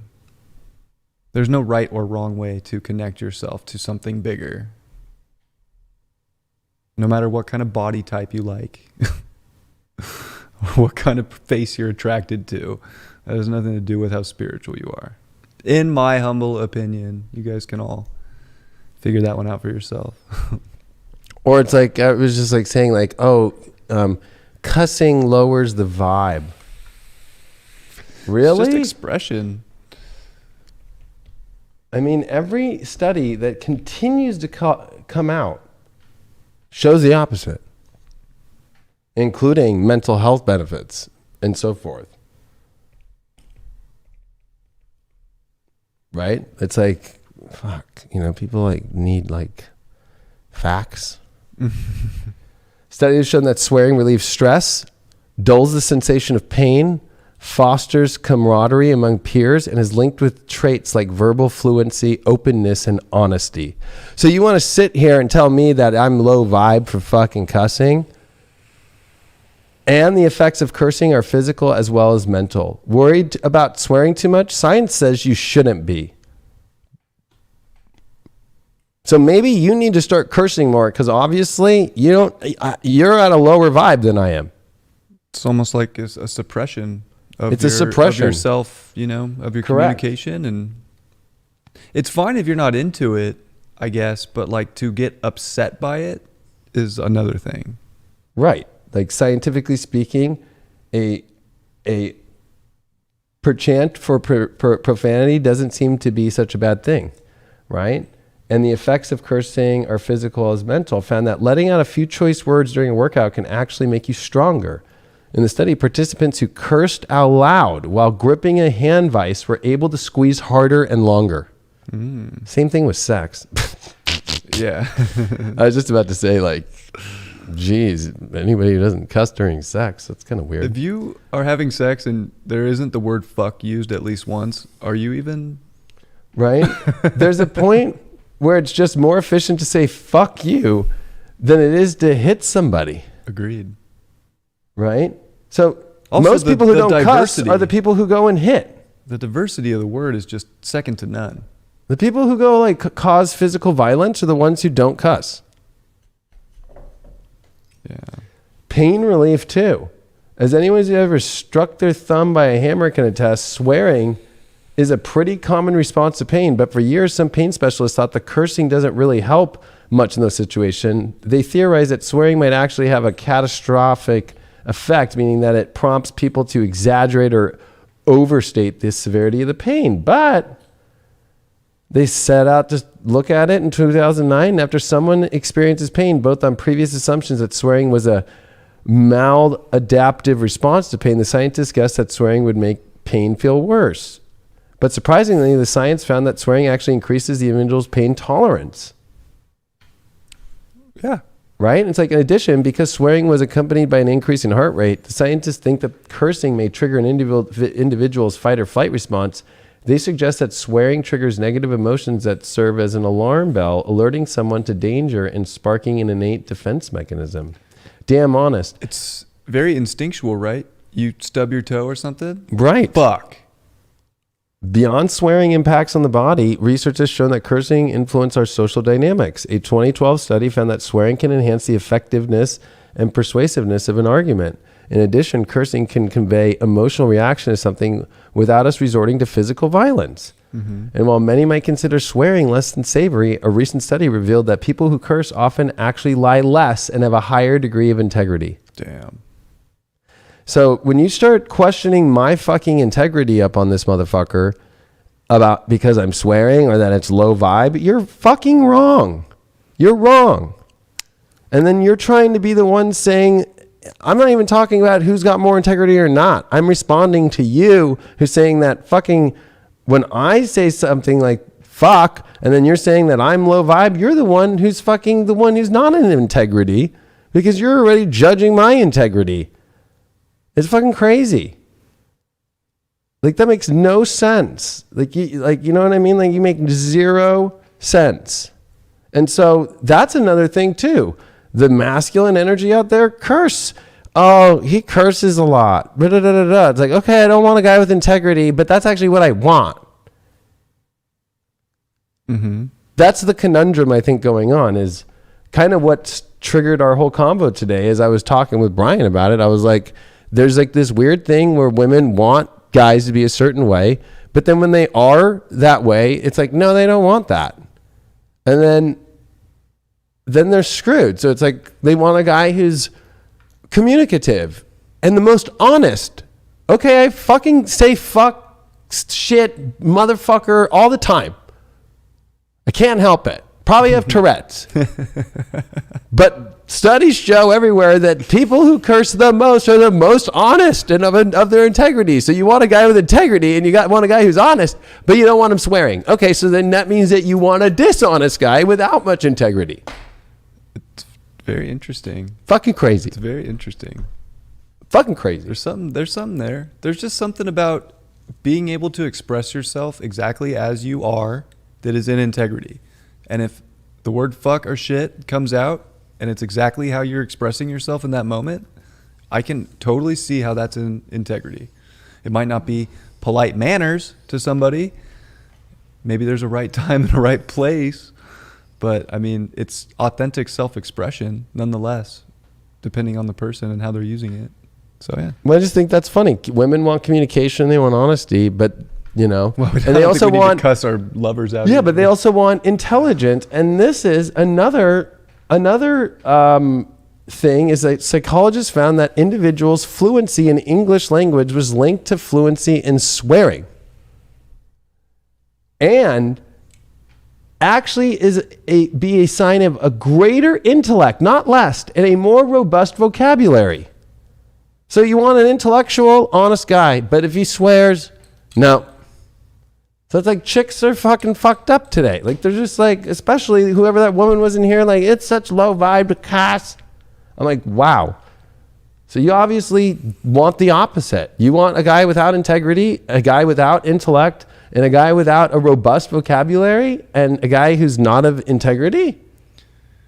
I think it always comes back to the person that gets upset and triggered about something, whether it's language or whatever it is. There's something within that person that there's a shadow, there's something they need to work on, they need to accept within themselves. And especially when this person can't even put a picture of themselves up. Right. So I mean, they put a picture, they put an avatar picture of like a weird fucking sunbeam thing that's all weird. Reason in your life, whatever the case may be, that word hurts you. And it's not other people's problem to try and protect you from a word. It's up to you to have that spiritual body armor to deflect the word so that it doesn't bother you, or to just accept that other people are going to say what they're going to say. And you don't have to watch either if you hate the language. That's another option and a choice that everybody has as well. Right. Part of that study was also that researchers asked volunteers to think of as many words beginning with the certain letter of the alphabet as possible in 1 minute. Afterwards, they tasked the volunteers to rattle off as many swear words as they could within the same time frame.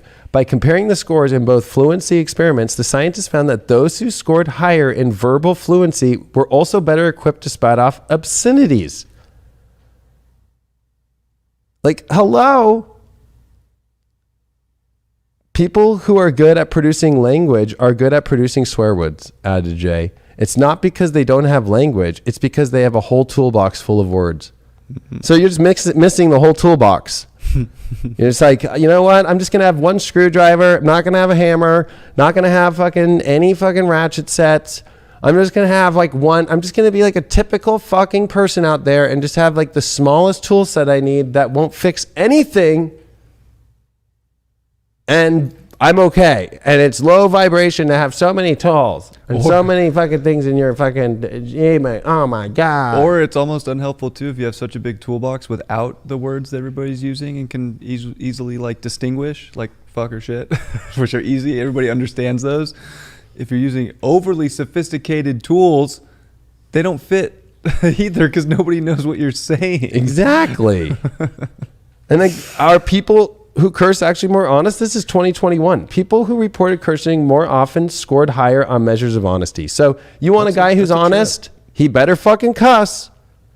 Individuals who used more profanity in their Facebook posts were also more likely to use phrasing that correlates more strongly to honesty. Which, fucking come on, if you've seen my posts. Facebook users who used more profanity in posts were more likely to live in states where residents ranked higher on measures of honesty. Think about the really honest people in your life. Maybe a spouse or a coworker friend. Do they swear a lot or flip it around? Are the people who you view as the most dishonest? They most likely lie, cheat, or steal are also the ones who tend to have a fairly clean mouth. It's so true. It's so true. It's interesting. Especially dating. If a chick is like not know how to cuss and have a little bit of a dirty mouth, they're always the one doing backdoor weird things and always fucking acting like they're good and always trying to put other people down and create false stories. I don't know what to tell people. Someone wrote gaslighting in the chat, and I'm curious if they were talking about us or if they were talking about like vocabulary. Like, I mean, you know what? I'm going to be honest. A bunch of these things, gaslighting, blah, blah, blah, like they're just being used now by people just to fucking feel better about themselves and be a victim. Like, I'm a victim. This person gaslit me and this person. Just like like last week we talked about ghosting. Like fucking, if you're aligned with the divine, whatever happens is supposed to happen in a good way for you. If somebody ghosts you, thank God. Fucking you move on and you know that person's not going to work for you. Like fucking, it's so fucking weird. It's just like, it's becoming to where everybody's just like, oh my God, this person, they're fucking narcissistic. This person's fucking bipolar, this and that and this. And they're like, I'm like, have they been diagnosed? No. I just know. It's like, okay. All right. yeah.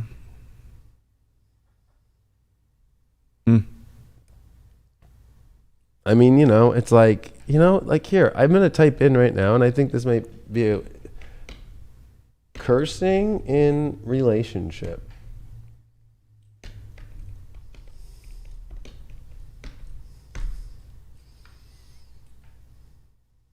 So excited. So excited. I mean, you know, here, fucking. I mean, it's already like a new study linking profanity to honesty shows people who curse are more authentic. Like, so how could you be in a relationship with somebody who doesn't curse at all about anything ever? And that means they're less authentic. You don't even know who they are. It's like, I couldn't even imagine actually being in a relationship with someone who never said a single cuss word, because I cuss so much in I know. in just daily life. It wouldn't work. It would just be one of those instant like, nope, this isn't going to work. They would probably hate me anyways and judge my character like you were talking about. Right? It's fucking crazy.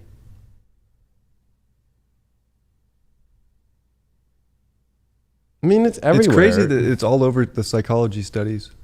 All over. Yeah, I had no idea. So I learned something tonight. Look at this study. I swear I never will betray you. Factors reported by spouses as helping them resist extramarital sex in relation to gender, marriage, length, and religious energies. It's being funded, right? It was 2017. But the abstract was that participants also reported the likelihood that they would engage in extramarital sex if the opportunity presented itself, results showing that being female, more religious, and married for less time were associated with greater expectations of refraining from extramarital sex when presented with a hypothetical scenario. Multiple hierarchical regression showed that among factors relevant to conscious decision-making, moral standards, and fundamental anxieties, fear of remaining alone predict expectations of refraining from extramarital sex because better than concerns about effects on the children of the participant.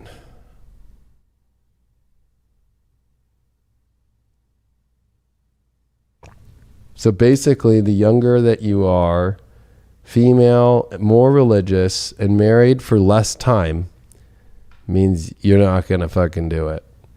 I guess the older you are, the longer you've been married, and the less religious you are, you're going to fucking cheat. Huh. I think that probably makes sense. Yeah, right? Because people get in these relationships and they don't want to be in it anymore, so they look for an escape without actually just ending things. Maybe my partner will find out and leave me. Yeah, it's funny how they don't really bring this up about relationships that are more honest than those who don't. Finds a new study. I mean, we know this. Are people who swear more honest? Yes. So I think like the real big thing here is like, you know, this is like, you can't handle somebody who swears, then you probably have to look in your own spiritual mirror of like why your issue is with that. Or like, what's your issue with people that swear? They're too honest? Maybe it's your own honesty that's at question. Right? Or people who call out. So it's like, I'm not going to lie. I don't even know how I said everything, but I guarantee you I cussed within all the fucking little tidbits of truth that I was pushing out.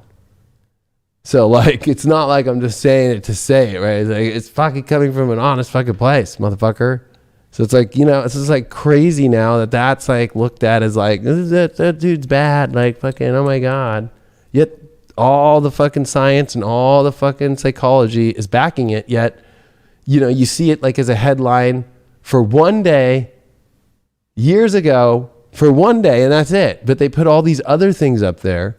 So the fact that like I haven't heard Fauci fucking swear, I don't trust him. But when I hear Rand Paul fucking cussing up there and calling him out about fucking getting funding and eco health and all that shit, fuck yeah, I know Rand Paul's right. It's almost how you know. Or that's why I fucking trusted Trump. As Trump cussed as president. Yeah. And fucking, I trust a guy who's fucking being honest about shit and being like, these fucked up liberals and how they're fucked up. Yeah, that's what every Republican is saying. We're all saying you're fucked up. And that's a crazy thing in relationships. It's like, how are you going to support tyranny? How can I support a woman who believes in people who want medical tyranny on people? No. I can't. That's not godly at all. That's the farthest from God. You support fucking forcing people to take an experiment that could kill them, that now the numbers show, just from VAERS and the yellow flag system in fucking the EU, 40,000 people have died from shock. It's insane. And that's not the full fucking scope. And they're saying that after 50 vaccine deaths, a vaccine should be recalled and pulled off. Right. And they let that go to 40,000. That's not even every case. It's, I mean, what were we talking about before this show? In Uranus and Taurus? The Holocaust. We were. Well, it's kind of a crazy place to go with this, but that's what that reminds me of, hearing those numbers. I don't want people to go to a Holocaust. I don't either. I know. But that's like the version of it that we're living through right now. When I look at the scope of the land. And the gas chamber is now within people, and they're dying in their homes as if, well, that sucks. I know. It's sad. like the silent gas chamber. Yeah. Yeah. Because there's no Hitler now. Well, as this woman who just has a problem with everything, she's like, oh, well, Trump grabs him by the fucking pussy. She couldn't even say pussy, by the way. You wish your pussy was right. grabbed. And it's like, let's not forget that. Did he grab her by the pussy? No. He's talking. It's just a talk, yeah. It's guy talk. Like fucking, and he's being told by Billy Bush, if you remember, you probably don't, Susie Cat, because you're fucking, I'm just going to call you a fucking idiot. Because you're an idiot. Fucking like, you've already fucking tried to judge my integrity and character about cussing, and we've already proved that fucking theory. That if you don't remember, Billy Bush is like, you see her, she's fucking hot, huh? And he's engaging in trying and forcing to get Trump. Billy Bush is the brother of fucking the Bush family. Okay?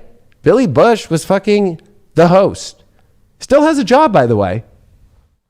And Billy Bush fucking is sitting there fucking the one who started it. And fucking Trump's trying to be like any guy who's on... Susie Cat, you've never been on TV. I'm just going to be that. Nobody's going to ever put you on TV. You're not fucking worth it. So that's just fucking goddamn truth. So fucking, when you're on TV and you have the fucking host before you're going on camera, it don't matter what the fuck they say. If the fucking host is telling me like, hey, fucking can't believe the fucking craziness of fucking the Republicans this week, I'll be like, yeah, fucking those guys are crazy. Because I'm going to get through the show and get my shit on TV to fucking be a fucking person who got it out there. So if Billy Bush wants to talk about bitches, you don't talk about bitches. And he goes, yeah, I like to grab him by the pussy. Okay, like fucking, did he grab her by the pussy? You know, he went out there, was nice to her, and that's it.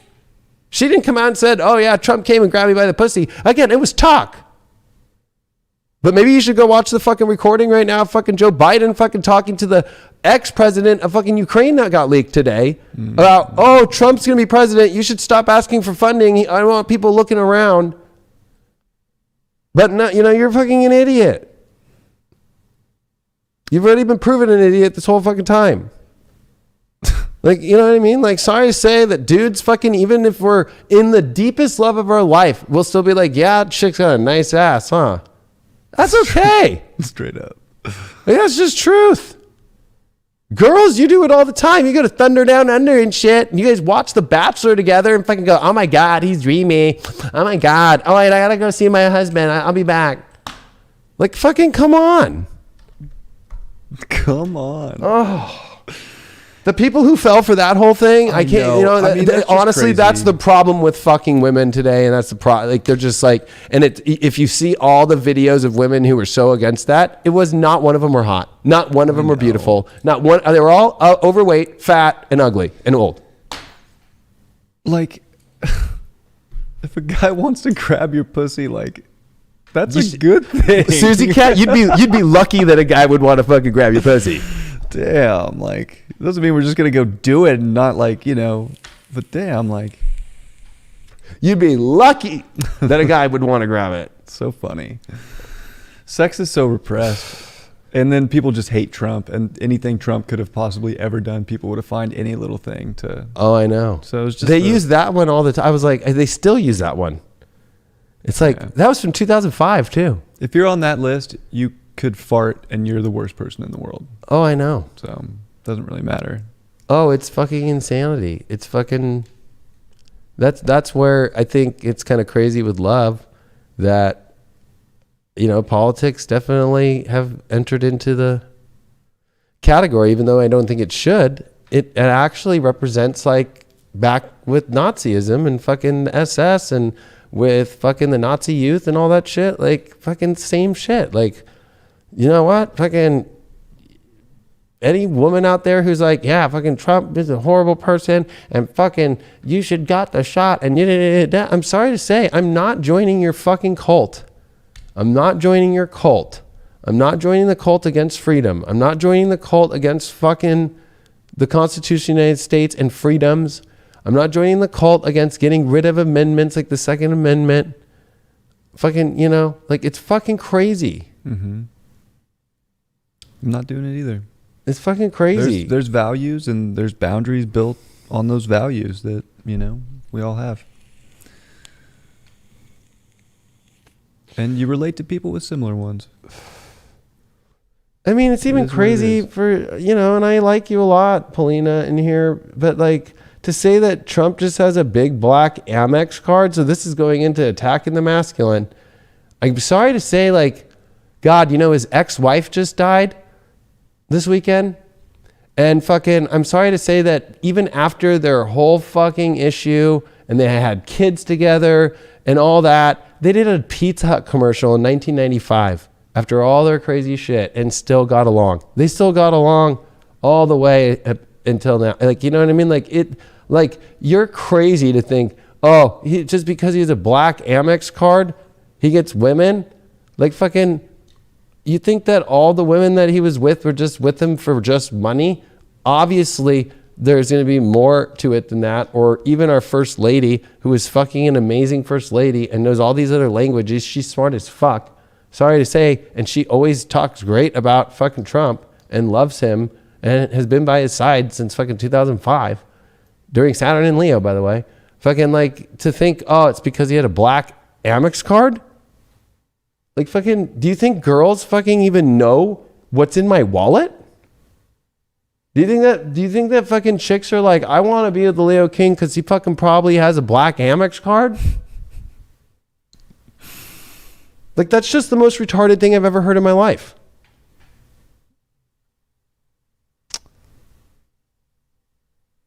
Yeah. You were getting some, I don't even know what pum is because this feels like sexual frustration to me. Boy, are you fucking lost. The projections in this fucking thing have been insane. The projections have been overwhelmingly people. Everybody in here has exposed that you all just that are not happy and fucking trying to find something are just proving that you can't even fucking handle shit. Like all of your shadow shit's just popping the fuck up. Like anything that's truth, pop up. My shadow bullshit that I can't handle the truth. Pop up everything about everything that triggers me in my life. Like that's the whole point of what truth is. If you can't live in a life about truth, then how do you call yourself spiritual? How do you literally call yourself spiritual if you are so woke based in fake spiritualism? Period.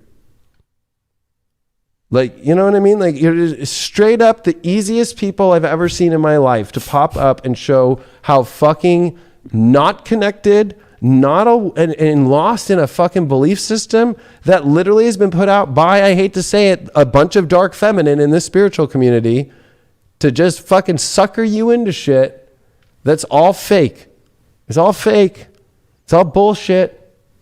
It becomes a cult when you get into that kind of correct have to do it one way. It's not a religion, right? But yeah, there's triggers out there. We all have them somewhere. It's good. It's good to see them and accept them. Yeah, or Cheryl Sibs in here. Go watch your January 6th and have a great day, David. Give it a rest. without spelling rest right. Literally, yeah, you know what? just came out. AOC just came out. I'm actually on AOC's side. Like, what's up with all the Capitol Police that were letting everybody in? What is and up fucking with that? Nancy Pelosi removed herself from being investigated on the committee because she's in charge of the Capitol Police. Why don't you ask that fucking lady? Why don't you start looking at the truth? Cheryl, like, why don't you actually look at the truth instead of buying all the fake shit where the people who've been coming out and saying, oh, the Secret Service, fucking Trump tried to take the wheel and da-da-da. Oh, wait. Oh, like, there's no proof of that. There's no proof. You're just I don't want to follow the proof. We all saw the videos. We all have seen all the videos where everybody's screaming, hello, what the fuck is going on? Who are these people dressed in all black, just like at Black Lives Matter rallies? Fucking the Antifa that stopped that movement from its true movement. The movement that stopped the true movement of people that were just there to fucking chill out and fucking just show their fucking American flags and shit. And the only person who actually called for an insurrection and that was actually saying to go into the Capitol was Ray Epps, and he's not anywhere. He's not in the trial. He's not anywhere. Yeah. So you need to wake the fuck up and shut the fuck up, because you're not being honest at all. You don't even know what the fuck you're talking about. You're fucking watching MSNBC all day. You're a drone. You're a drone. It's easy to see if you want to, but if you don't want to see it, apparently you're a drone. It's completely. You're a drone. You haven't done any investigation at all. Zero. None. And you're not asking any of the right questions at all. Which right now you should be. And do you not see how this has been the most ungodly year and a half of a presidency ever? Mm-hmm. All the things that he's done as president and everybody connected to him has been everything to take away from America, to take rights away from people, to force people into medical tyranny, to force people to live this bullshit lie that Americans hate each other and that there's domestic fucking terrorism. That's the domestic terrorist, is the president and all of his fucking crew.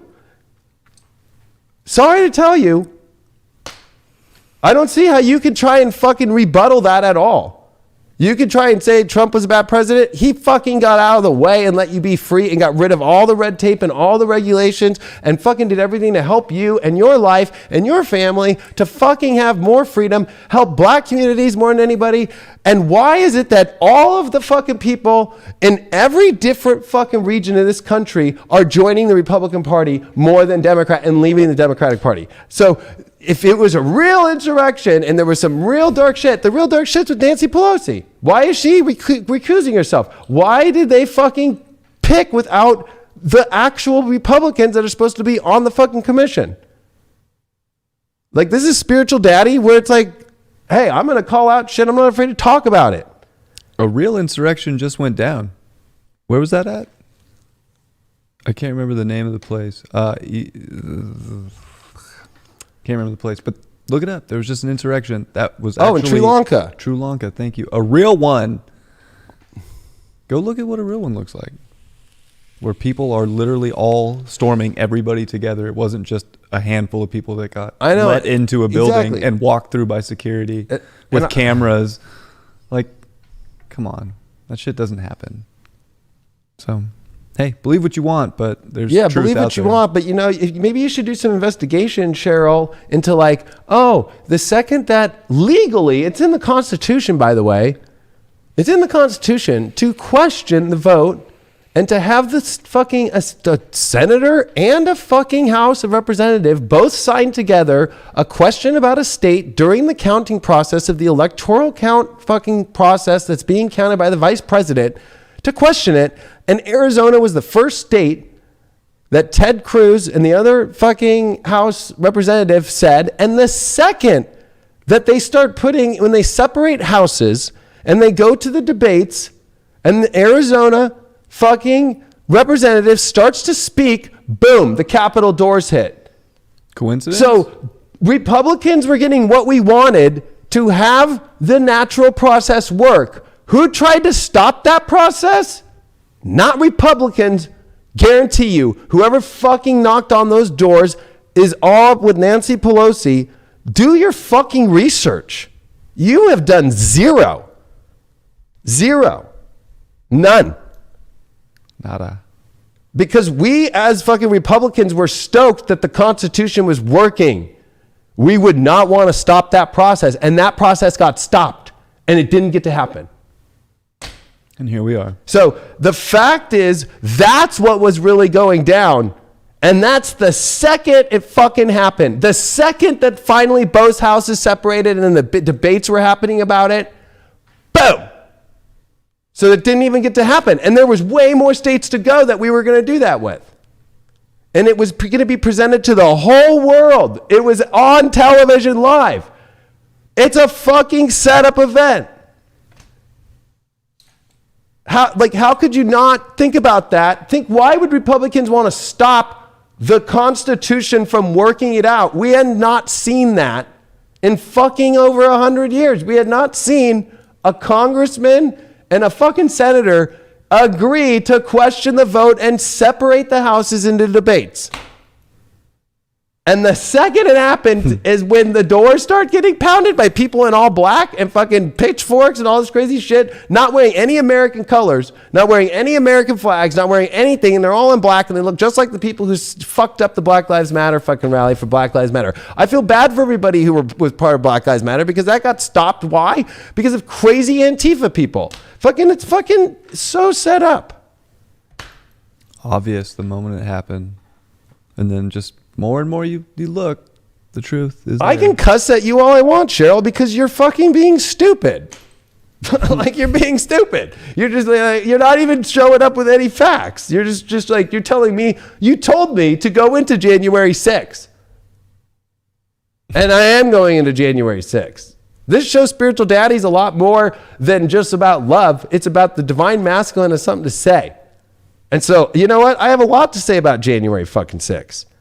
And the fact that nobody wants to talk about that, nobody wants to even replay the video of, oh, what was really going on? The state of Arizona. Is there an agreement to this state? No. Is it in writing by a senator and a House of Representatives? Yes. Okay. The gavel drops by Vice President Pence.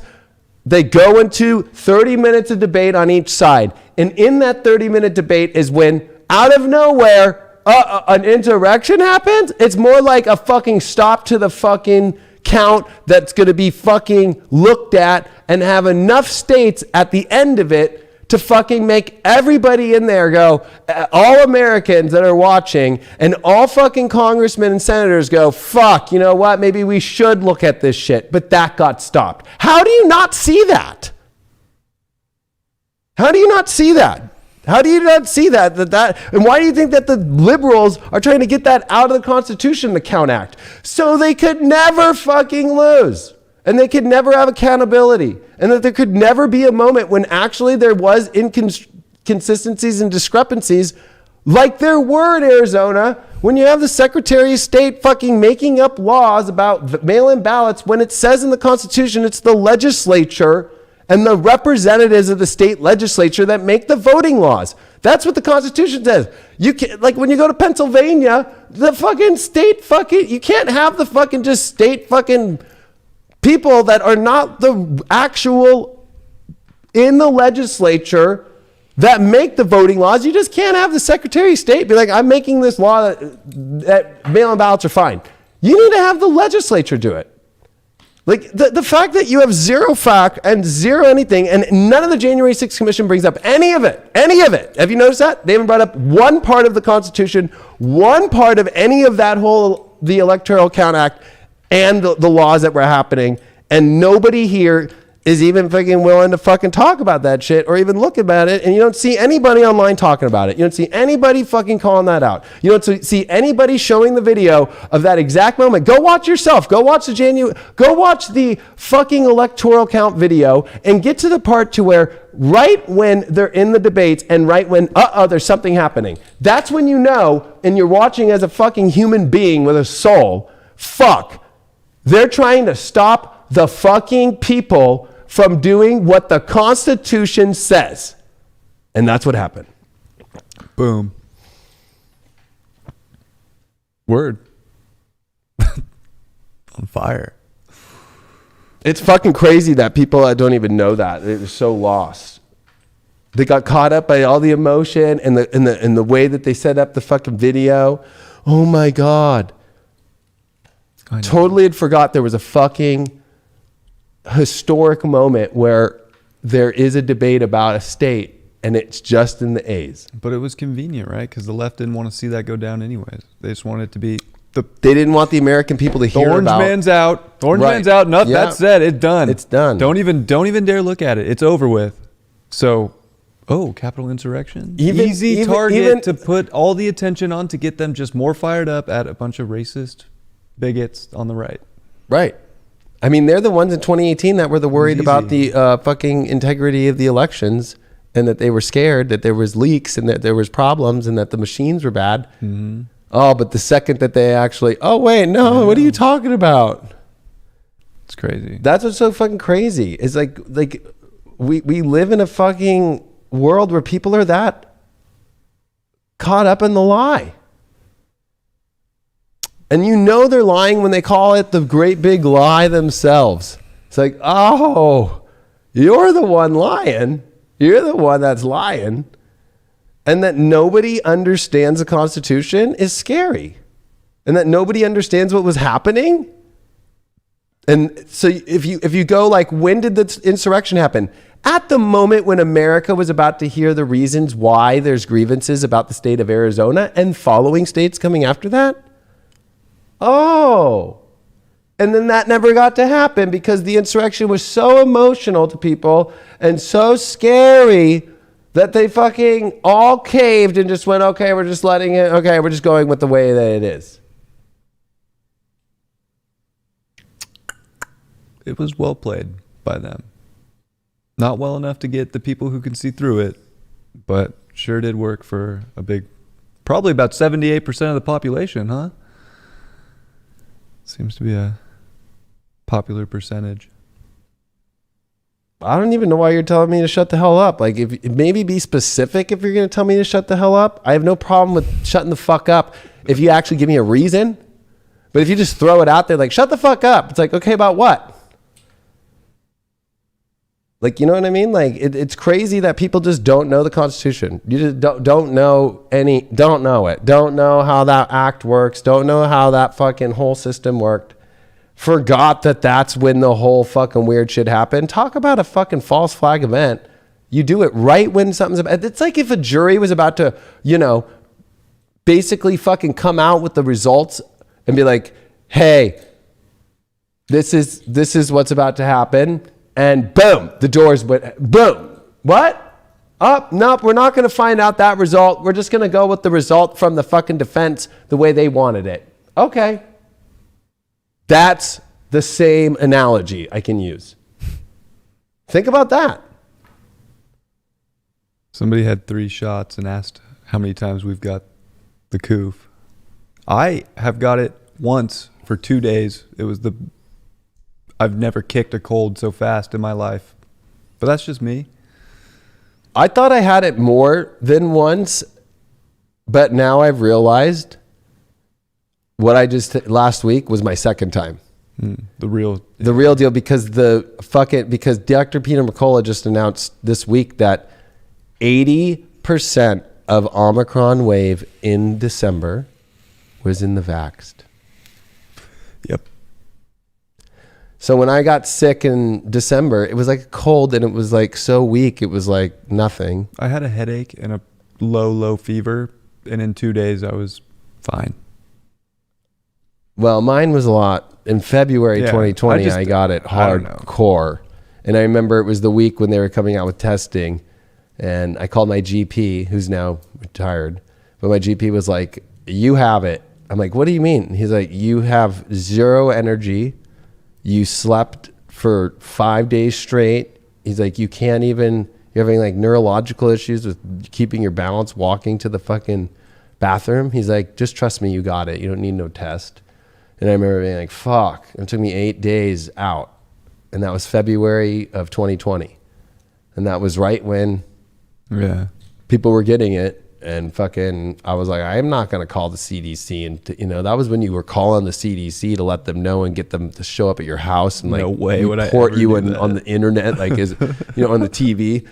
So I was like, and that was because Insanity. there was people fucking from Singapore and China when I was at the fucking event that they fucking slipped through the whole China ban through Singapore. And it was like, I was like at that fucking event, the Conscious Life Expo. And then the one I just got a week ago, fucking same thing. I was knocked out, slept for 36 hours, fucking lost my taste and smell. Fucking, it was horrible. So I'm like, okay, the only time that's happened is twice. And I had a cold 4 weeks ago. Not some CV. It was definitely a cold.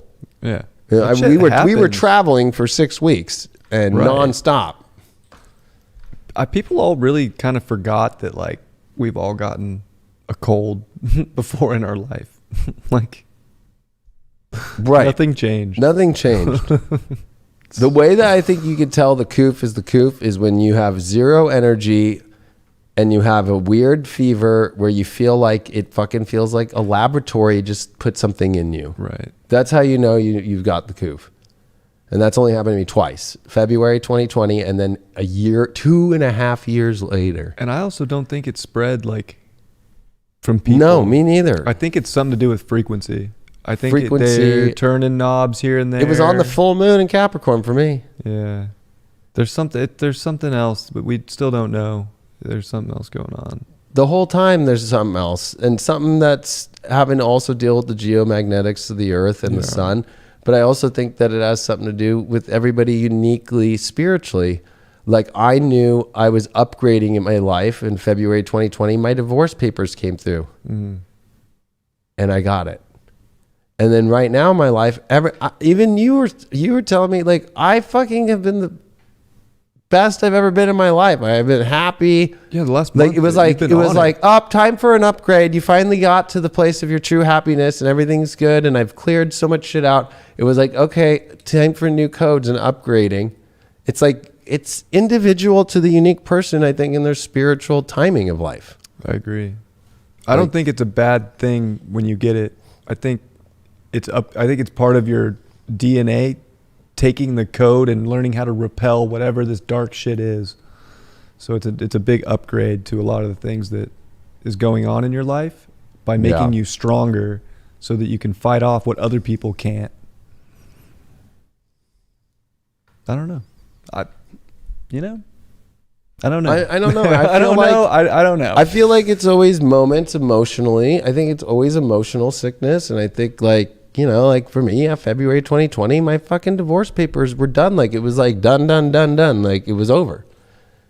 Right? It was like there was nothing left. It was like, okay. And then I also was like over living at my place in LA and commuting here. And I felt like my life living in LA as a TV personality and then trying to run a network was too much.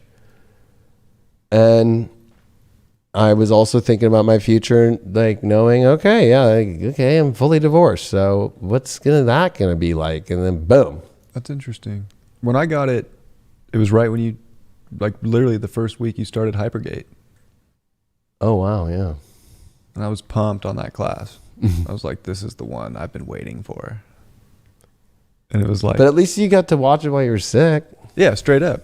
It was like, It was good. Like, I feel like it was part of the integration at that time. Yeah. And so I it's think just interesting how you brought that up at like a big moment. Like, I think it has something to do with that too. Like there's big moments where we have to integrate it's like so much integrations happening at once that maybe it's not even anything that we think it is. Maybe that's just literally your own DNA going through a mutation to upgrade for what the future is on this planet. Yeah, and I feel like it's all going to piggyback off Saturn-Pluto meeting in Capricorn, right, at 22 degrees, like in January of 2020 on the 12th, because I feel like, okay, I got sick February 2020, and it was like in my 5th house that transit, and then I'm like fully divorced. And then my dad died September of 2021, September 11th, and it's like I finally, after the trip we went on in May and June, and even with where High Vibe was going and redoing the set and coming up with new shows and ending Deep Love Tarot and fucking finally felt like I'd, where it's like my whole thing with my dad felt like, oh, okay, that's fucking done. All that stuff was gnarly. And so much stuff from that, like deep, intense stuff dealing with, for me in my heart, I think you have to look at your chart. I think the key to unlocking when you're going to get sick is not so much of timing as much as like when you reach a new Capricorn level in whatever house it's happening in your chart. That's my 10th. And I can. That's a hypothesis. That's not. I don't know. I think it's a good one. My 10th house has never been the same since that conjunction. Right? Yeah. It actually makes you feel transformed, more satisfied. Yes, that's a good word to use. More satisfying. And I think that like that's the kind of work that like Hypergate Astrology and the work that I'm doing is trying to bring to the people is that new astrology that is so different. That's like, whoa, we want to find the answer to this fucking crazy thing going around. We should probably look at the date that fucking, wherever that transit hit in your chart. And when things happen in your life that you feel like you're upgrading, it's weird. It's when you think you're at your lowest though too with it too. So if you go really low, you'll get sick. Or if you go real high, you'll get sick to handle the upgrade. Yeah. There's always a return to equilibrium, whether it's the top or the bottom. Right. And it's 22 degrees, which is a very erratic degree. Yeah, it's actually one of the most feared degrees in Capricorn. It is. Well, in all signs, right. it's the degree of sudden change. Be killed or kill or be killed. Yeah, Cosmic Drugs puts that one out there. Savage. I don't know if she goes by that still, but I think so. But and that's fun. That was fun. How long was this show? It was 2 hours and 42 minutes. 2 hours and 42 minutes. We talked about a lot of stuff. Well, I think the show's finding its footing. And of course, it was late today because, of course, I'm getting my strength back. So I slept through all my alarms and woke up at 9 p.m. But, when we're going to bring in callers, and this show's not going to just be about love. I think that was what the understanding was today. If it's about the divine masculine has something to say, I think January 6th was a good example, or about cussing. And, I just feel like, the number one message that I'm trying to convey, whether it's through Spiritual Daddy or any of the High Vibe network, is like High Vibe is not the idea of what it has been sold to you as. High Vibe is truth. High vibe, the highest vibe there is in life is truth. And truth does not look a certain way. Truth is truth. And truth is ugly to some and beautiful to others. It depends on how you look at it. Like when you get a diagnosis that you have fucking cancer, like fuck. We're not always on the right side of truth. Right. But it's about how you handle it. The highest vibe we can do is how we handle the truth. So, you know what I mean? It's like if I sit out here and spit truth, or Brian sits here and spits truth and people don't like it, you have to ask yourself, are you in a high vibe position? Or are you in a position where you're too afraid of the higher vibe that the truth's trying to take you to? And there's something too about being high vibe within yourself. Like you have fucking strong spiritual body armor. You're probably not going to get just completely derailed by a word. If you're in a high vibration, you're not really, you're probably not concerned. No, what happened to sticks and stones may break my bones, but words will never hurt me? Like, it's so crazy how weak people are in today's society. The divine masculine doesn't get hurt by words. It gets hurt by horrible actions, especially actions like taking away people's freedoms or giving people experiments and fucking acting like there's no big deal happening when the UK's on red alert right now. Go look it up for excess deaths. Nobody wants to talk about it. that are not coof related, and that people are dying in their homes. Over 60% of people are just dying in their homes at an excess rate. Go look at the statistics of life insurance companies. The idea that and I warned people, my 2022 horoscope warned, people are just going to be dying in the shadows, and people are going to just be like going around their lives and thinking things are normal. That was my prediction of 2022. And right now I'm correct on all levels with that. There's many other ones, but the idea that people are just going to sit around and act like nothing's happening is fucking crazy. It's crazy. And not asking questions. There's a lot of crazy out there. Like, you know, like, and that nobody has the balls to say these things in the astrology community, in the spiritual community, just going to just like, oh no, I'm not going to say shit. Spiritual community won't bring up January 6th and bring up the obvious truth. Like, spiritual community won't bring up the obvious truth about the fucking overweight and obesity in America. Especially the astrology community. They're worried.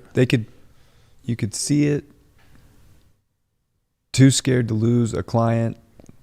Yeah, if you're afraid to lose some client, then you're not meant to be a spiritual person that's here trying to help people with spirituality. If you're too afraid to lose people. That was a sad one to watch. You know, like, because it always will come back around to you. And people have come back around over all the years being like, sorry, you were right. I fucking didn't want to listen to you when you said the shot ain't going to work and they're going to tell everybody. I mean, how do I predict that? They're going to tell everybody, oh, sorry, it doesn't work. And I'm saying that in 2020. Looking at Saturn-Uranus squares in the crazy alignments of 2021 and the eclipses and the Pluto retrograde square Pluto. I know. Looks great. It's like the fucking foundation of people's idea of what they think they're on structurally is falling apart. And even the structures that are false that they built in the crazy fucking continuum of time and built a false timeline for people right now of this whole Rona thing and the shot and all these things. Like, that's a false timeline that people fell for, and they're in and they're living in it. Yeah, and the delusion of Neptune and Pisces surrounding everything. I mean, it was just a perfect spell storm that, as an observer, it's just like, wow. Like, almost have to, like, that divine order of everything that happened, like, actually is like, wow, that was exactly as it was meant to be. As crazy as it all sounds. You know, like, we're not perfect. Like, I know it's not fun to hear about being overweight. If you're overweight, 74%. But there's stuff that you can do. I don't judge you if you're overweight. No. Right? Like, I'm not perfect. Like, I smoke cigarettes and hit a Juul. So, like, you know, it's not like I'm fucking helping my fucking health in the best way. But I'm willing to own it. I'm willing to accept it. I'll take full responsibility. Yeah, and I'll take full responsibility of it. But, you know, like, we all make choices. People can call me out about it, and I'll fucking be like, yeah. But fucking when we bring up some of these kind of topics and people just want to shudder it or fucking be like, oh, so what about my da-da-da? And whatever we say about it, like, it doesn't matter, because if you can't own it, then, like, fucking you can't own, what else can't you own in your spiritual life? You know what I mean? Like, it's like, the more that you own it, the more that you can do something about it. The more you can own a problem, the more that you can fix the problem. Yeah. You know? It's little keys to your greatness is working through the triggers, the vulnerabilities, the dark, the shadow. These are all the tickets that unlock your true potential. And we all got to get through them somehow. Or we carry them, and that's how we get really fucking sick. Yeah, and I couldn't imagine just being in that space. That would be a horrible, hard space to be. So I have empathy for people that are going through that. And when it's that high of amount of people that have to deal with, you know, being overweight or obese, like, that's very hard, and it does take a lot of work to get out of that So, and that's why in the military, It's not like easy. we learned, like the way that they trained us was to not put ourselves to ever get there and watch our weight and do that and always be on the scale every day, and also watch the body mass index and all that stuff and the tools of push-ups and sit-ups and running and doing the things to where you don't, when you get inspected all the time, physical checks, because if you go over that, then you get in trouble. Like the military will not let you just be that way. So like for me, it's like but my whole life I've been that way. Like I can tell, like, oh shit, okay. But I also don't put myself through that because I'm willing to do the work. I still have my 6-pack. I'm going to be 38 this week.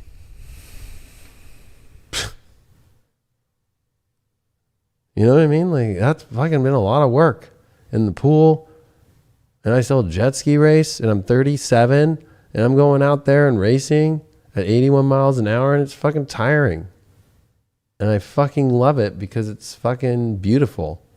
So I don't know. I just feel like, people have to find something. It's usually having passions helps. Like when people have a passion, they tend to put their energy into it, and that seems to keep people in shape.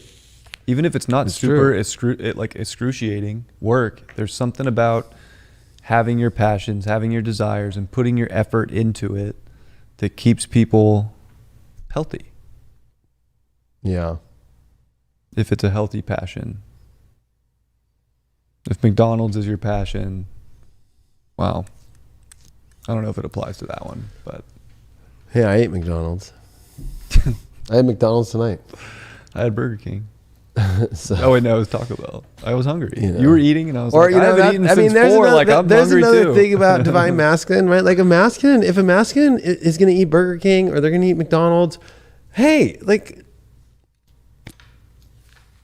It's just fuel to me. it's just fuel and fucking. I know I'm gonna burn it off. women judge now, guys. Like, and he eats like shit, or it's like the Bachelor life. Go look at my fridge. It's empty. My cupboards are usually empty. I'm a bachelor.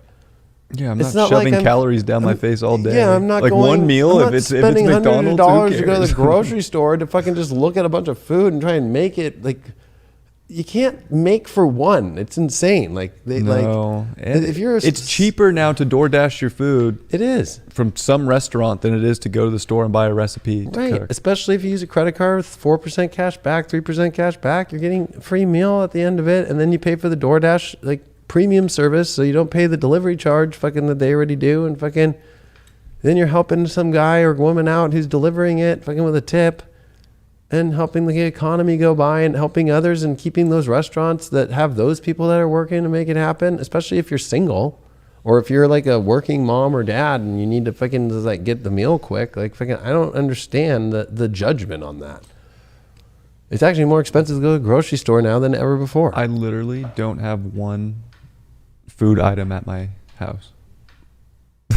Well, I was sick, so I have fresh juices and It's I kinda have crazy. bananas and Like I have. I drink coffee and water when I'm at home, and I eat here at night, and then that's it. I mean, I'm the same way, so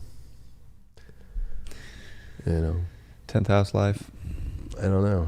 It's just like a man with a hustle and got shit going on don't got time to cook. No, there's no time to cook. I was talking with someone about that.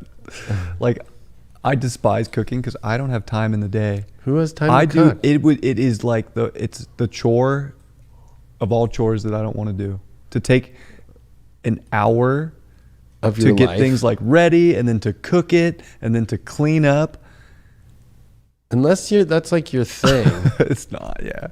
Like there's nothing wrong with it, because like one of my best friends from high school, he's an amazing cook, and Yeah. If it's your passion, it's different. And he's now at like the top chef at a really amazing restaurant here in See? Newport Beach, And it's I'm his- so proud of him because like his life. Yeah. And he would be the guy in high school. He'd be like, "Hey, I'm gonna fucking." I'm like, "Okay." He's like, "Don't worry, fucking, I got it." I'd be like, "All right." I love those people so much. Me too. I'm like, "Fuck."